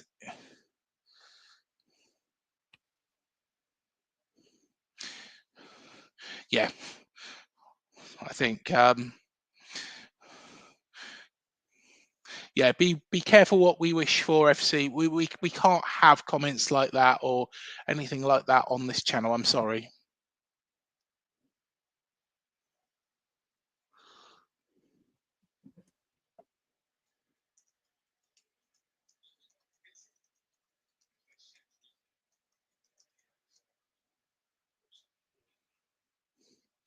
David Brooks is just having a chat here, and we got a free kick. John Pickford's looking a little bit rattled. We have got a load of people on Instagram at this moment in time. Hello, everyone who is watching. Good to have you with us.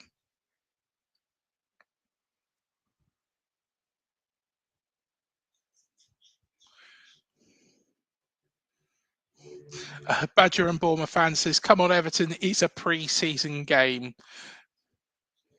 And Dan Short, transfer rumours Monday show, please.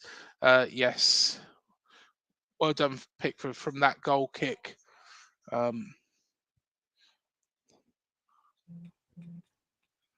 you go, Tavernier. Everton. Oh yes, Adu Ajayi has just scored. And wow. oh yes, that's a cock up. Liam Humby says goal. Malcolm says get in there. Chris Hubble says goal. And Ethan Burney has given the cherries as well. Good to And see.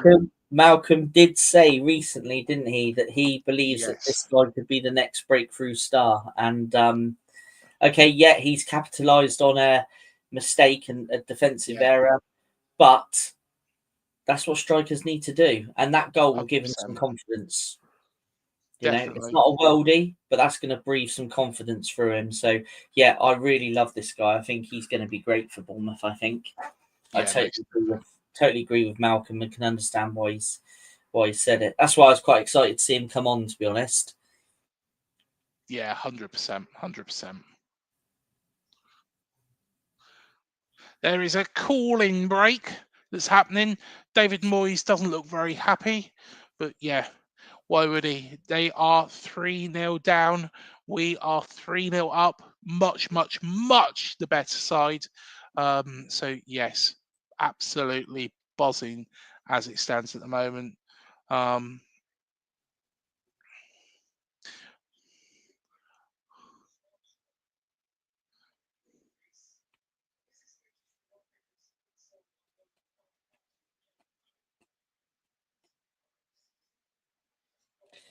Yeah, a lot of work to do for Everton, I'm sure. And Paul from Oz has said, wow, Sean can't do Andoni's style any better. Yeah, most definitely. Yellow cards, wow, 3-0. Badger and Bournemouth fan put it in the net when he had the chance. Can't ask for more than that. 100%. Liam Humby said, easy, easy, easy. Paul from Oz has said he was only on the pitch for 5 minutes before he scored. Sean, Everton for relegation, joking, or am I? Oh, I there we can't see it. go. It's only pre-season, isn't it? Yeah. I think Everton will be all right. I think. Yeah. Malcolm Chiverton said, I am impressed. And our plays YT looks like I predicted not enough goals.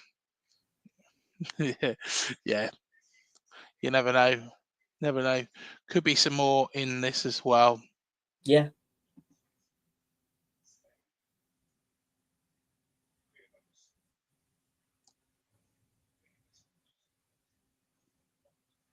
And he was on top form when he played at Poole Town on loan from Bournemouth. Yeah. Yeah, it was. So there we go, 3-0. We're looking comfortable. I think we got the first 3 points of the summer series this year. Quake in your boots, Manchester United and West Ham. I think There's we no can. reason why Bournemouth, like I said at the start of the show, There's no reason why Bournemouth can't win it. 100%. Beat Man United, which I think, we've got such a good chance of doing it. And, I think we'll pretty much be there, to be honest. I think, other than, dare I say it, I think Everton are probably the better other side apart from ourselves in this. Or do you disagree with that? Man United probably got more threat up front, actually, but probably a bit weaker at the back. Although, saying that, Everton have defended quite well until the second half. Yeah, I mean, Man United are in a stage where obviously the manager's trying to make a mark on his team, bring the players in he wants. Yeah. They're going to take a bit of time to gel. I saw bits of them play against Leeds last weekend in a friendly. It didn't set the world alight, but when you sign new players, and the manager, at United has needed this summer window, this summer pre-season to, really try and make his mark and bring the players in that he wants. So, anything could really happen against United, I think. But I'm looking at the way we're playing now and the way I saw him play against Leeds last week. I think we're beaten, to be honest. Yeah, 100%. Just want to give a quick shout out to some people over on Instagram at this moment in time. Neil Phillips, hello Neil. Sean, we got Matt, South Coast Matt, Call of Everton, Archie's come back in.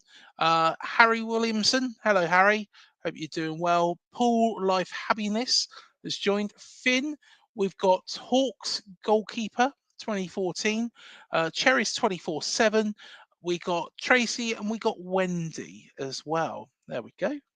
So if you are here for the first time, come over to the YouTube channel and you can get involved as well. So yeah, it will be a pleasure to have you with us. And then you can get involved in this lovely community as well that are chatting.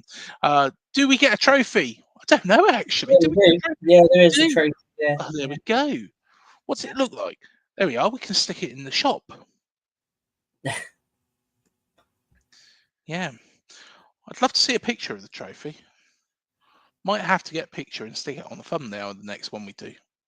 Are we going to do a watch along for the next one? It's 2:30. I don't think the 2:30 in the morning one, no. But the West Ham one, yeah. Yeah, definitely.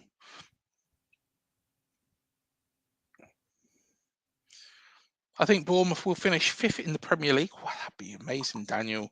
I still think I think that is still case as I said it earlier in the week. Yeah, that would be unbelievable if we did. Against West Ham, Dan, maybe. Yeah. Do you know what? If we finish 5th, I think that's Champions League. I can't see that, to be honest. I can't see that. But, hey, top half finish, a little bit of progression on last season. That'll get us into the Conference League. And do you know what? The Conference League, you've got a good chance of winning. Neto, what the bloody hell are you doing there? That is a what? Luckily, the Everton man could not take advantage of that. But what he was doing, I don't know. And that's why he doesn't play. I know we're 3-0 up, but that was poor. Have you seen it, Matt? Just building up to that now.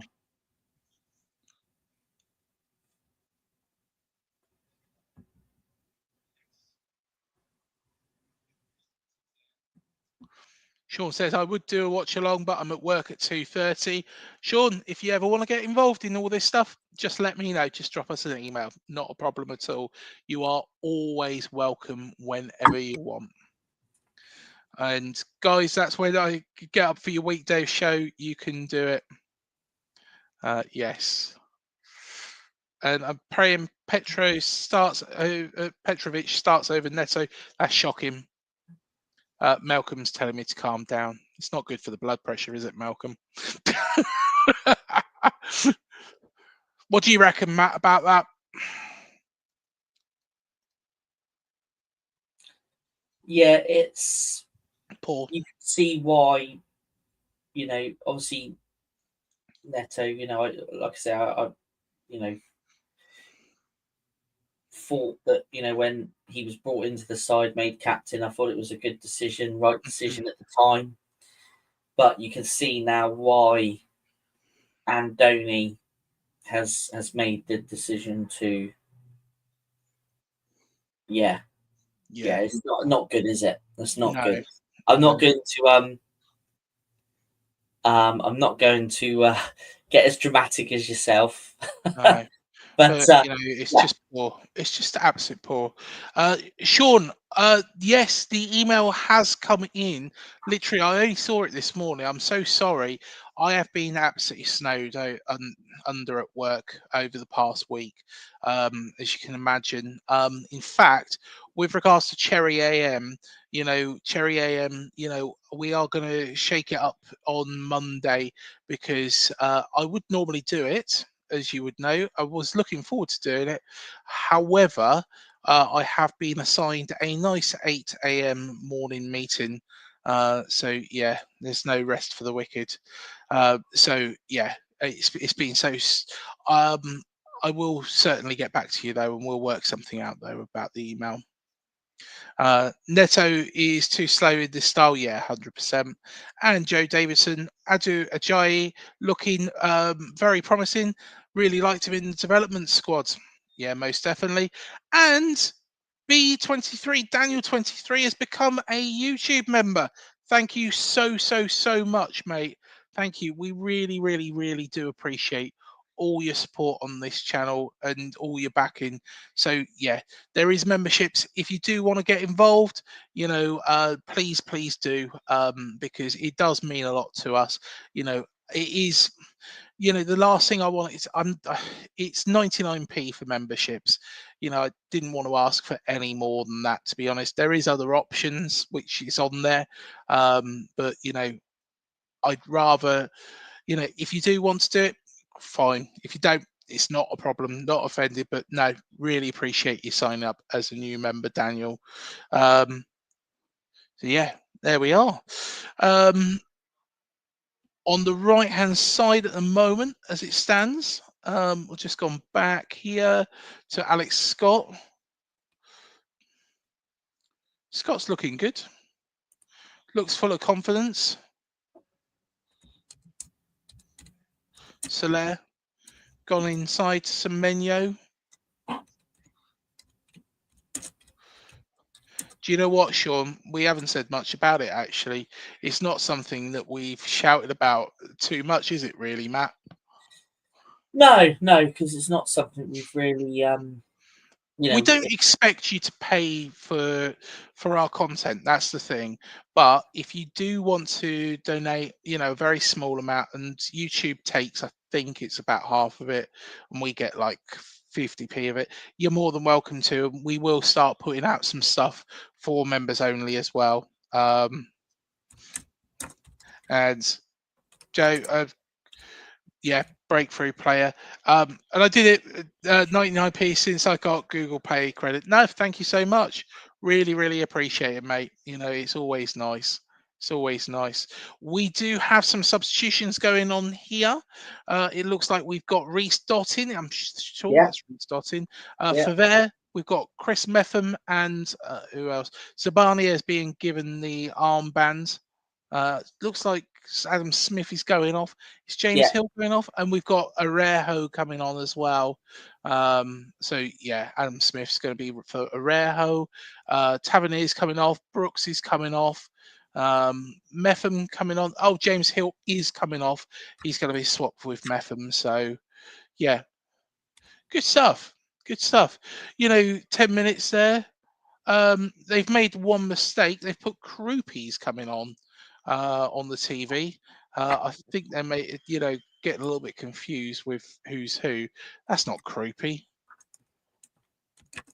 Unless Krupy's got a lot of hair. No, That's no, Reece no, Stotton.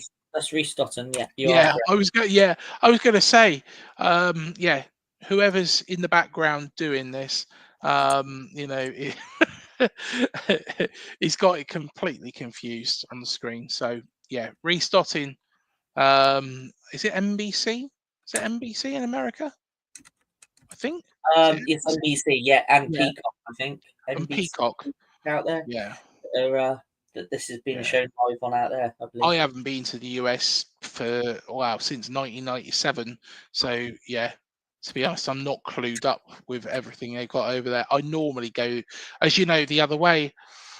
Zabania, well done, Zabania. It's well cleared up there. Arejo loses it there. He's got the Everton man in the corner, but yeah, Sean is an Arejo fan. Shabiti. I think that's one of their new signings, isn't it? Shamiti? Was he there last season? I'm Actually, not was he there last season? To be honest, I'm not clued up with Everton.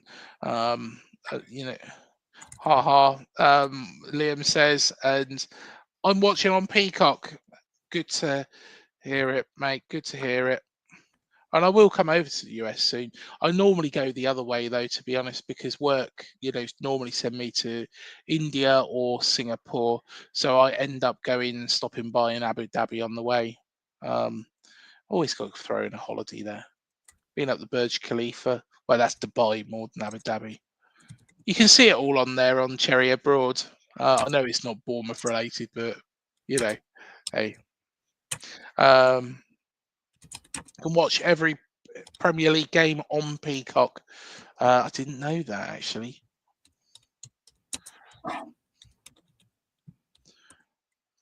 But I think the US is the second biggest consumer, isn't it, of Premier League games after the UK? If I'm right in thinking, Matt. Yes, I believe it is. Yeah. Hello to Donna and Connor over at Instagram. Good to have you with us.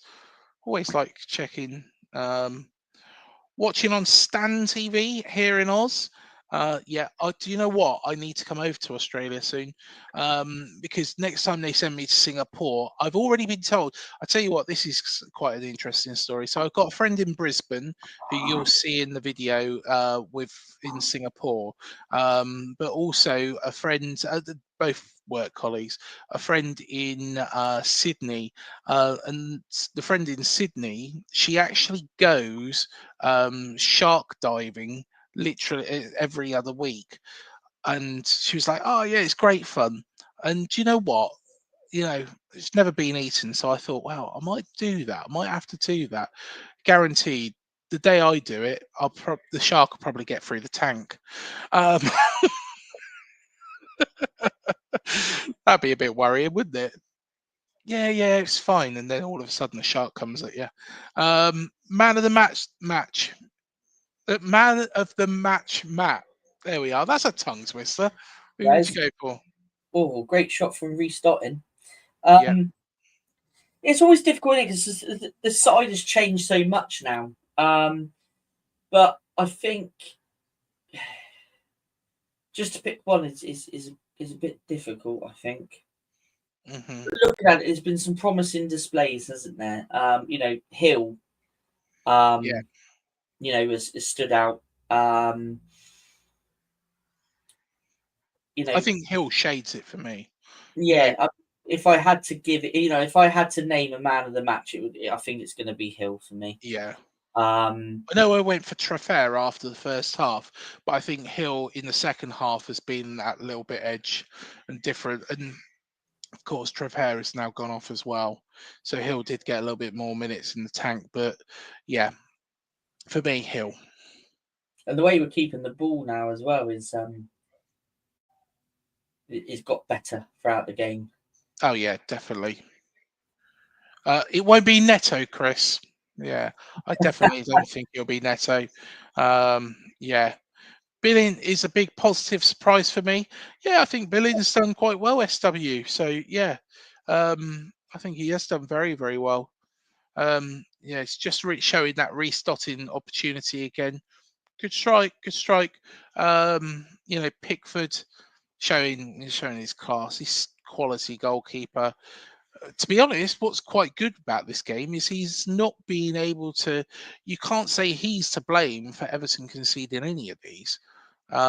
So that's what you want to do as an attacking side. Put it beyond doubt means that your shots are coming off, what you were working on in training ground. And what's this? Neto's claimed that there this time though. EPL is so much better than the MLS. I don't watch the MLS. I say Hill 2, sorry. Hill, predictive texting. Oh my goodness, that was close. Yes, it was nearly 4 for us. And O'Brien and Passam made unforced error blunders. Yeah. Everton and David Moyes have got some work to do before the start of the season at their new stadium. Looks nice stadium. Shame it's a Wednesday night game, I think, isn't it? A Wednesday night game that we go up there. Where's that? Sorry, Everton. Everton. Yes, Yeah. I believe it is. Yes. Yeah. Could be nice under the lights though. Be a very, very early start. Well, early start to get up to Liverpool and then late get back really.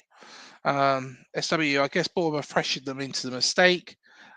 Anyone staying up for the Man United West Ham game? Potentially. And Adu Ajayi for man of the match. I think he's done well, but I wouldn't give him that. I'd say James Hill, to be honest. Yeah, Dan. I'm going to stay up for the Man United West Ham game. It'd be interesting to see how both Do of you them. do the watch along for it? Say again. Do you Extended want to watch watch along. along? Yeah. Extended watch along. Oh, I tell you what, I think I better get to bed, boys. Watch it in the pajamas. Hey, Folly and Malcolm want to do it. It's up to Yeah. maybe Paul and ours. Anybody else? Sean, do you want to do it? It's up to you. Yeah, you're more than welcome to be fair. Neto passed out onto this side. It's now become very, very, just controlling the ball and keeping The results, isn't it? Is it that the points are in the bag? Soler is just going to bring it forwards. Nice ball, that. Yeah. That's a beautiful ball. Yeah. Oh. Yeah. The 3 minutes of added on time. There we are. Obviously, do stay tuned because Ollie and Malcolm will be joining us for a bit of reaction before we finish off. 100%. 100%. It's been very promising from all these new boys. Yeah, it has been. Sean, I think I'll probably watch it, but I can't promise I won't fall asleep. Yeah, that's what I'd be worried about. You don't want me hear me snoring on this. I have a friend that supports Bournemouth in the USA. Yeah, it's quickly expanded our football club, which is just honestly, mate, is amazing. Who would have thought going back all those years that we'd be in this position? Minus 17. Could you ever see us playing in the summer series? Can see us playing in the Premier League. Can see us playing in the Championship at the time. At one point, it did look like we were going to play in League One. Well, at one point, it looked like there wasn't going to be anything. So I mean, exactly. this is just amazing. So Jimmy Quinn was doing a good job of that, wasn't he?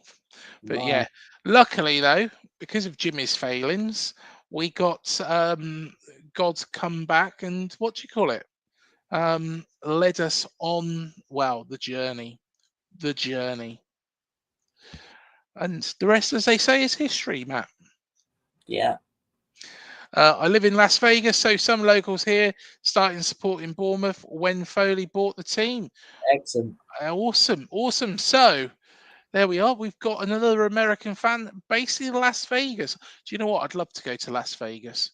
I'm not a gambling man, but I'd just like to see it. You know, I'd be one of those people, probably those really annoying people that would go in casinos and just go and have a little look around and just sit on a table with a fiver. That's probably what I would do. Yeah. Sean said, if everyone has the same points, wouldn't we win it? Just not sure about West Ham. Well, we've put ourselves in a good position. I don't think West Ham are going to do anything. I don't think West Ham are going to do anything in the Premier League. I don't think Man United will, to be perfectly honest. There will definitely be kids in America who turn on the TV and think Bournemouth scored 3 goals and that they are cool. Well, hopefully, fingers crossed, we'll be selling some more shirts and we'll be getting them to Dean Court. They might have to wait for a ticket, but you know they will no doubt be following the Cherries, or hopefully following the Cherries moving forwards. It's crazy. I started supporting Bournemouth around 2000, 2001. Never thought that they'd be where they are now. Yeah, it's honestly mad, isn't it? And supporting Bournemouth since well, that's full time whistle. Obviously supporting Bournemouth from around that time. You've been on the journey, which is Mate, one yeah, hell of a journey. One hell of a journey. it is. It is. Commentators over here now praising Bournemouth with 2 minutes left. After all the talk about Everton, Paul from Oz. Yeah, honestly, great performance. Great performance in that second half, and convincing as well. First win. Well done, boys, says Joe Davison. Up the Cherries in all departments. And fun game, guys. I wonder if we'll get any Everton fans on here. Job done. Well played. CH5. There we are. And Sean, I guess I probably started following about 2000. Yeah, it's I tell you what a journey it has been. But they're just speaking to Philip Billing now about that goal. Um, you know, that's good. You know, it'll give him that confidence. It'll give him that buzz. You know, hopefully he can become an integral part of the side again. You know, he might not start, but you know, as long as he's fighting for his place, you know, we've got a lot of talent. You know, you look Clivert as well. You know, Krupi. You know, all these players. You know, we've got an incredible side. An incredible side. I think Neto, we played him because we want to get him in the shop window, though. 100%. Don't you Yeah, think, Matt? yeah, I think you're probably right. Dan Shaw has started following in the George Webb days. SW said looking good to win the pre-season trophy. Sean said it definitely looks warm out there, and Malcolm said, "Oh, it's predictive text." And R plays YT.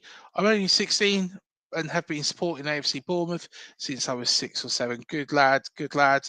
Yeah, always used to be Manchester United and Chelsea shirts and all that, didn't it? Years ago.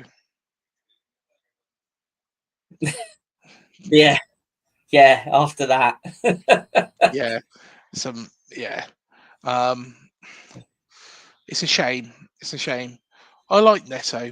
I like him as a person. I like him as a, goalkeeper. But I don't know. I don't know. He's just wobbly. I think Malcolm's trumped everybody. First game, 1968. There we are. I wasn't around then. Interview with Phil Bill now says he loves the guys at Bournemouth. Yeah, so fingers crossed. There we are. There we are. That is full time. Matt, I tell you what, that was a good run out. It was good to see those players, like restarting and Adu Ajayi as well. But also some players that, get some minutes in under the belt. Phil Billing, I thought did really, really well today, and I think it shows that the Napoli move wasn't too bad. But also Mepham as well. Has Mepham got a future here? Do you reckon? well, I think with the performance that James Hill's put in today, it does make you wonder whether Method might become surplus to requirements, possibly. Yeah, He put in a really good performance. Hill. did we really miss Meps last season? Mm. No. But I like Meps. I like Meps as a player. I think he's a good professional. But Hill today really did impress me. Yeah. Obviously, there's still a lot of the transfer window to go. There's rumours that obviously PSG are apparently coming in with another bid for Zaba. But yeah, who knows? But I think probably potentially his future may lay away from Bournemouth. So Yeah. we can see you, Mal. We're going to We bring can you in. see you, Malcolm. We'll bring you in just a second. We'll keep you I in. don't know whether or not Ollie will be joining as well. But it's up to him. Up to him. Dan Short said, "Let's see what happens to Zaba." Sean said, "I don't know the Everton team well. Did they play a strong team? I wouldn't say we did. I think we played a strongish team, but it's. I think Everton probably played more first team players than we did. To start off with. However, it shows our strength in depth is coming there." And Paul said, "Cheers to Malcolm," and Malcolm is just waiting backstage. Just before we get Malcolm in, just a couple of hellos as well. We have got Andy, and we've got hello Alicia, who has joined. Oh, and Cameron as well. Hello guys, good to see you. Good to see you. So let's bring Malcolm in. Hello, Malcolm. You're all right, mate. Yeah, can I say good morning? It's 1 minute past midnight now, so here we go. Good morning, Malcolm. How you doing? Enjoy that? Yeah, great, wasn't it? Great.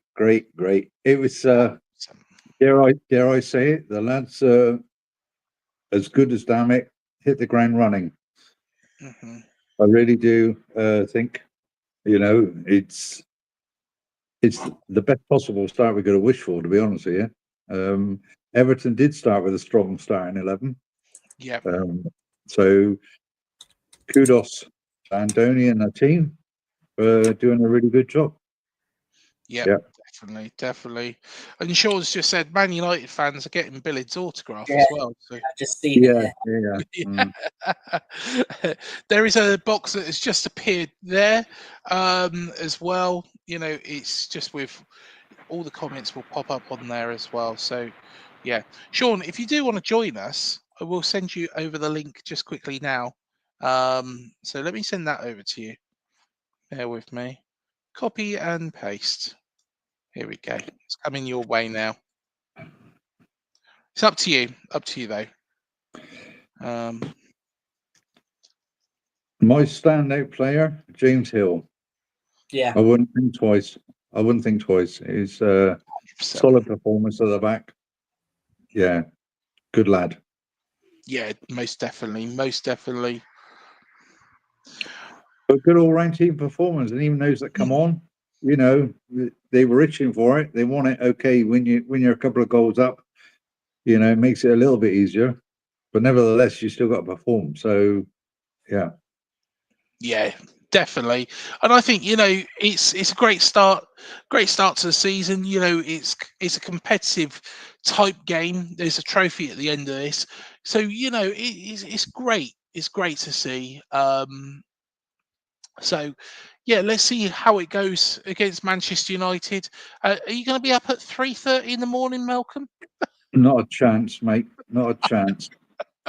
What day is it? I'm in England then, for goodness sake. Yes, you are actually. It'll be 2:30. Yeah, so I won't be. Yeah, I won't be, and they don't have Sky where I'm staying, so no, not a chance. Fair enough.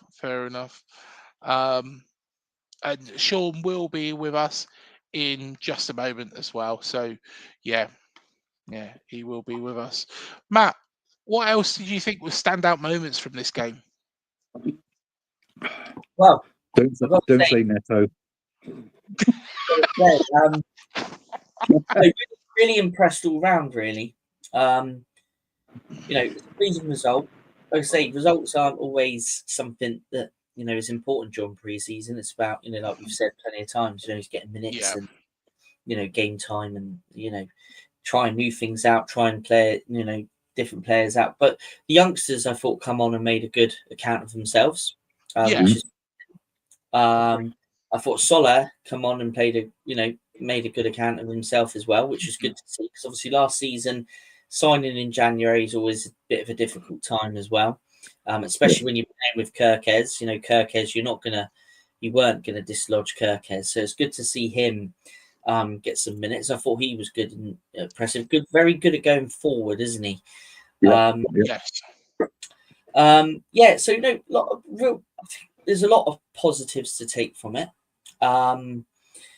Hill, again, I'm going to just touch on him like Malcolm's just touched on. When Chris asked me, who I would say man of the match would be, it is difficult sometimes to pick a man of the match when there is a lot of chop and changing about. But Yeah. when you think about it, couldn't really give it to anyone else, in my opinion. Okay, Billin scored a fantastic goal. Sometimes people give man of the matches just for that sometimes, but and probably maybe on a different day, maybe he would have got man of the match for that goal. But for me, I think Hill stood out. And like we just touched on Meps there as well. I think really that performance. I mean, there was games. I think was it Brighton away where he played, and I thought he played a really good game last season. There was a couple of games last season where Hill did play. I thought he was really, really good, and then I think he got a bit of a knock, didn't he? Didn't he take a bit of an injury? He was out for a bit. Yeah. I think if memory serves me right. So yeah, and it does make you wonder, doesn't it? Do we really need to, is diving into the transfer market for another defender, unless we were to lose another one? Is it really that needed? If we do keep Zaba, I think the first two choice will be the two that Zaba and Messi. I think that is the first choice starting lineup. Yeah. But Hill, I was impressed with him today. I really was impressed with him today. So yeah, a lot of positives from it. Some good build-up play. First half, first sort of probably 20 minutes. Settling in. That first half was, we were settling into the game. It was very even, wasn't it, first half? So yeah, and like we said at half time with Ollie, it did look like the second half was going to be a much better half, and it obviously turned out to be. But yeah, no, thoroughly enjoyed it. I mean, the pre-seasons for me, I tend to just like to, sit back and watch. Like I say, today, is a case of watching, True Fair, watching Toure in that slightly deeper role. Hill. I like to watch because like I say, we know what Evan Nilsson can do. We know what Semenyo can do. Yeah. It's giving those other players, the chances, and that's what I like to watch about pre-season. And I thought those guys made a real good account of themselves today, and hopefully in the next two games, some of the youngsters will get some more minutes as well, because it's very, very important for their development. of course. And it's such a fantastic experience to come out to the US and play for Bournemouth in these great stadiums. So there must be some real progress for that. It's going to really help with their development. It must be excellent being in that first team environment. Billing, I think as well. If we just touch on Billing quickly, I mean Malcolm Billing. Yeah. He came on. Okay, he looked like he was losing the ball here and there, but he does have that ability, doesn't he, Malcolm, just to pull a goal like that out of the bag, doesn't he? Yeah. Paul phoned me actually after the goal went in, and I said to him, I said, that's Phil Bill's area of the pitch. You're sort of halfway into the opponent's half, standing off a little bit, giving himself space, and he had the opportunity, and I was really surprised. There were three defenders there in a line, and not one of them stepped out to, challenge the ball. Yeah. And which made his job a little bit easier. He thought, well, okay, I'll go once more, and he moved across. Brilliant shot. I mean, he's got the technique anyway, which we all know. Mm-hmm. Yeah, I'm pleased for him. I really am. It's I know he can be hot and cold player. He can have moments in games where he looks a little bit lethargic, disinterested perhaps, and doesn't have that get up and go to get back to help his defense when he loses the ball, etc. But then he has these moments of genius, and he showed it there. So yeah, kudos to him. Really good, and I'm very, very pleased for him. It's we don't know if they're staying, going, or whatever. But as long as they're part of the club and they put in the performances, it gives the manager a headache, doesn't it? Which is really a nice thing to do. So yeah, generally all round excellent. I'm not going to fault anybody at all, to be honest with you. It's especially that first half. The players, they had to come in and give it their best shot and everything. Untried, a couple of them, and lack of minutes, and they've done very, very well. Yeah, very impressive. So Daniels also said, I think Hill could be the surprise player of the season. Lots of plaudits for Hill. Of course, Paul from Oz said about Phil Billings' goal changing the game. Alan, good to see you, Alan. Hope you're doing well, mate. Billing is a very useful option. He can score goals and is always a nuisance. He's a very tidy footballer too. Yes, most definitely. And Reece Dottin looks a classy prospect. I hope PSG look elsewhere. Zabania is better than Housen. There we are. Controversial opinion. That's a statement. There's some debate. Yeah. Wow. Well, I tell you what, let's get another man on who will debate whether or not Semenyo or Dango is better. Hello, Sean. You all right, mate? How you doing? Yeah, not too bad. Good game. Yeah, really good game. I think the best part of it was the fact that there was so much squad rotation. I mean, it shows our depth that we have. A lot of players like Billing and that you wouldn't necessarily say is going to be first teamers and that. Done brilliant performances. And of course, my man scoring a goal. So that's always the best thing. Yeah, definitely. And a well-taken goal as well by Dango. Outstanding. Beat Pickford at that left post. But very poor defending though, wasn't it? Come on, be honest. Everton good in the first half defensively. Though. Yeah. But with reference to Dango's goal, I mean, he did brilliant because he had that extra pace to be able to get the shot away. Yeah. But the defender, he should have seen that coming, to be honest with you. Oh, 100%. Yeah, I mean, I'll say to me, that's the point I was saying with Dango. They needs to be more selfish, and he wasn't thinking try to pass the team play. He was just thinking, I'm going to get that goal. Doesn't matter what gets in my way. He was just determined to do it, and that's what he needs to learn. It's the only option he had anyway. So, from that angle, brilliant finish. He's a good player, isn't he? Such a good player, Dango. He's not bad, is he? No, he does all these surprising things. I really, really respect him, and I think he's got great future ahead of him. I just hope we can keep him happy here, and I think we will do. They were all really good goals. I was going to say. I'm thinking Billing. Yeah, that was definitely a really good goal. Dango's a really good goal. Oh yeah, and then there wasn't. He was expected to take it, but to go for it, to get that position. I'd say, and only start all of catching players in that was really good as well. So it's really 3 good goals. Poacher's goal. Yeah. Really good. Yeah, I was happy for the young lad. Really was. It's what we're shouting about, Matt, isn't it? Say again, sorry, Matt. I said that's what we've been shouting about, isn't it? Yeah. With Adu. Yeah. He's been very, very impressive in that development squad, hasn't he? And I think typical poacher's goal today. Pressing high like Andoni likes.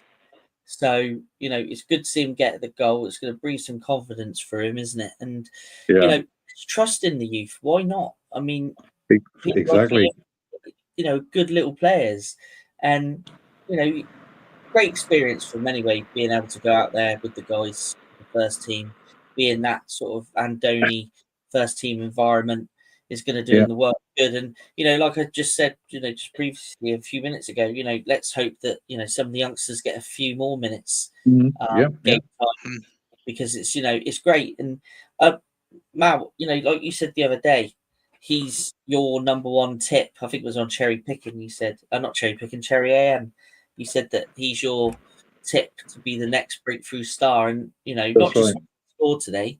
I'm not saying it just because he's, but I totally agree with you on that. I think he can come into the first team and do a job, and it'd be good to see him maybe be included in the squad for some of the cup games next season.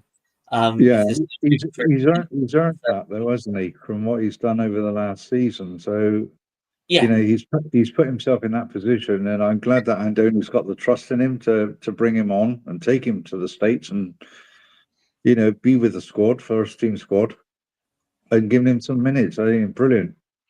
Because he was on loan at Carlisle, wasn't he, Malcolm? Am I right in thinking? I think it could have been Carlisle, yeah. Yeah.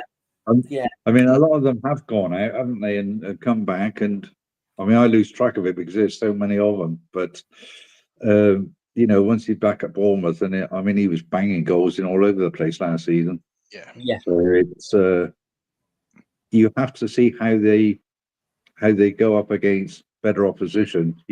Full-time professionals, and obviously older players. Great stuff. I mean, that was almost a perfect development team game. What was his name? The other one that had a strike around the 70th minute, wherever it was. Again, Pickford saved. And that. I can't think of his name. Restotting? Is that him? Yeah, so like that. Yeah. Obviously, that was a good strike, isn't that? Yeah. That's almost a really good development team players game.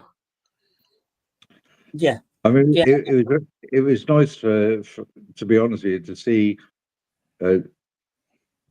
not only the first half keeping the same 11, but then we knew at half time there would be changes made. Surprised all of us, I think, the first two that came on, and then when the goals popped in, it was perfect for Andoni. You said, right, okay, come on, boys, we'll give four or five of you a shout, and then four more later on. You couldn't ask for more, really. So they've all got minutes. I'll say, what do you guys think what was the difference between the first half and then it's like once we scored the first goal, the floodgates opened and that? What do you think? Was it just our Andoni style getting more pressure turning on? Was it Everton maybe not defending so well? What do you think was that click moment that started pushing it? I think Phil Billing, went forwards a little bit more than what we were doing really in the first half. Our build-up play was a little bit slower in the first half as opposed to the second half. I think, we were a little bit more, the impetus and the pace was there a little bit more. I don't know what you guys think of that, but I just think it was the speed of the build-up play. Well, I think we didn't have the numbers up front, to be honest with you, in the first half. And like I mentioned, at half time, I say it would be nice to see two up front. Yeah. So, moving these players in midfield, moving them up 5 yards, whatever, that's obviously going to be a big help. And it is football. Defenders will make mistakes. You don't know how their pre-season has already started with Everton. Have they had the minutes that our players have had? Yeah. Different clubs, different systems. It's difficult to say, and I wouldn't read too much into it to say right, Everton aren't going to have a good season because this is just all about pre-season, isn't it? Things will change within the club. They might still get players in, who knows? But not all of them played. But they did have a very good starting lineup.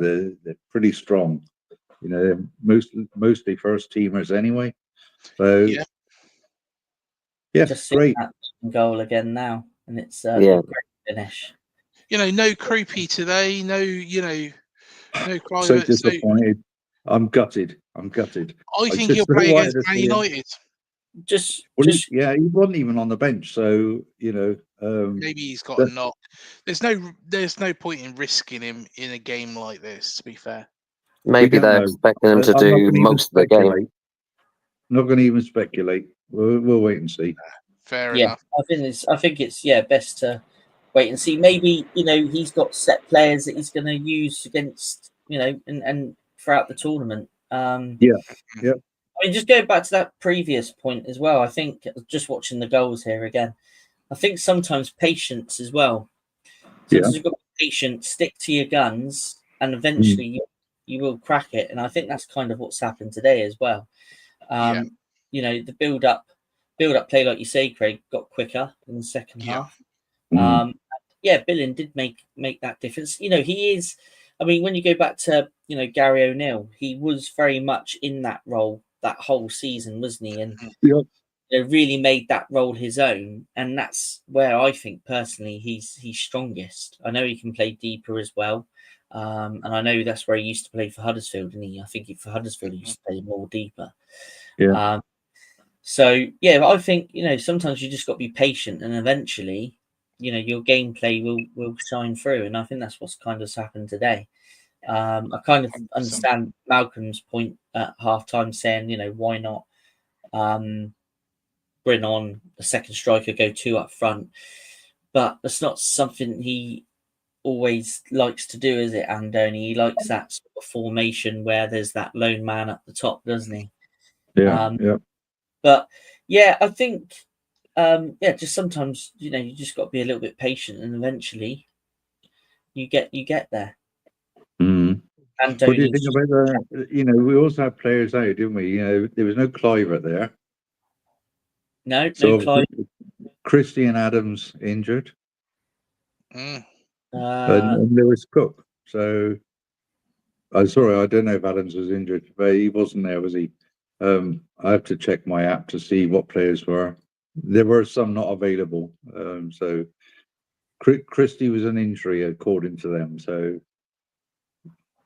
but having said that, those are players that they would be on the team sheet, wouldn't they, every week? Yeah. So it's throw that into the mix as well. No reason whatsoever that we can't perform again this coming season. 100%. All the donkeys that were panicking because they thought half the squad would be sold off. I think it's actually been a really positive window so far. I think we was always going to lose Howsam. We was always going to lose Kirkes. Those two were going anyway. So it was just a question of what can you get for replacements. Worst case scenario, we had Stolaire. Anyway, as a left back, we had James Hill and Senesi as centre backs as backups. All right, so no reason to panic. You could say we've got a bit stronger in some ways. I mean, a lot of people said, for example, our new keeper and that. A lot of people said he should be Chelsea's number one keeper and that. Yeah. Same as our new left back. I will learn the names of the a lot of people have said that he's better than Kirkes and that. And his Hill's always done pretty well whenever he's come on. So you could argue that in some ways you could say we've gone stronger in some way. I just literally was listening there to Andoni, who was just speaking to Sky, and he has confirmed that Justin Clivert and Croupy were knocks. So that's why they weren't. Okay. So he has. Thanks, Andoni. So let's hope they're not too bad, because obviously we want to see both of them fit for the season. But I imagine it from the sounds of the way he was talking, it was precautionary measure. Yeah. And I think he was just talking as well, just caught it, the end of what he was saying before he spoke about that. And I think they were asking him about the transfer window, and he was kind of saying something like, from what I gathered from when I just switched the volume back on, that they may be in for 1 or 2. So, yeah, still a long way to go in the window, though, isn't there? So, Of course there is. Yeah. Well, I'm going to say goodnight, guys. I'm, knocking on midnight, so time for me to get some shut eye. I think Thanks we're for having me probably on. all going to do that. Not a problem at all, Malcolm. And thank you, Sean, again. It's been a pleasure. Great to see you. We shall see what ladies team tomorrow, and hopefully, fingers crossed, Euro champions again. And don't forget Bournemouth ladies as well. 2:00 kickoff at Ringwood. Yes, definitely. All So, right. Have a good weekend. And you as well. And we shall see you next week. Yes, looking forward to it. All right. Thanks, Malcolm. Okay, bye for now. And Sean, I'm sure we'll see you next week. We'll catch up. Definitely. All right, see ya. Bye. All right, mate. See you later. Take care. Bye. And there we are, Matt. There we are. So, it's Manchester United next in this tournament. We shall see, where we go. But, today, very positive run out. We've beaten the Toffees again. We're always a bit of a sticking point for them, aren't we, of late? So long may that continue. Yeah, another good result. And I'm going to stay up now and watch the United West Ham game. It's going to be interesting to see where they're at with this pre-season. And obviously we've got lots coming up next week. We've got cherry picking back on the 1st of August at 9 a.m. Yep. We've got Cherry AM Monday to Friday. And then I'm sure there'll be a few other bits here and there and in between. Yes, definitely. And if you haven't seen it, also go check out the tier list show as well. So the tier list show is also on. But from myself and Matt, thank you for joining us. Thank you, Daniel. Thank you, everybody. Thank you, Paul. And we shall see you in the next one.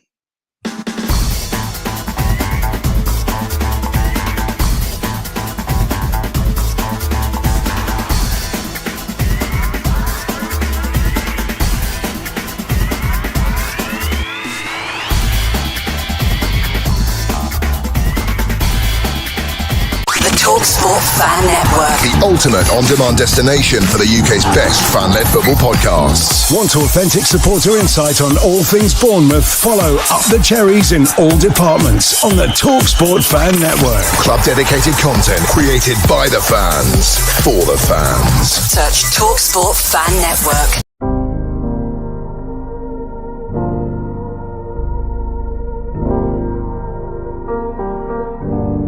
I should be like you, Mel.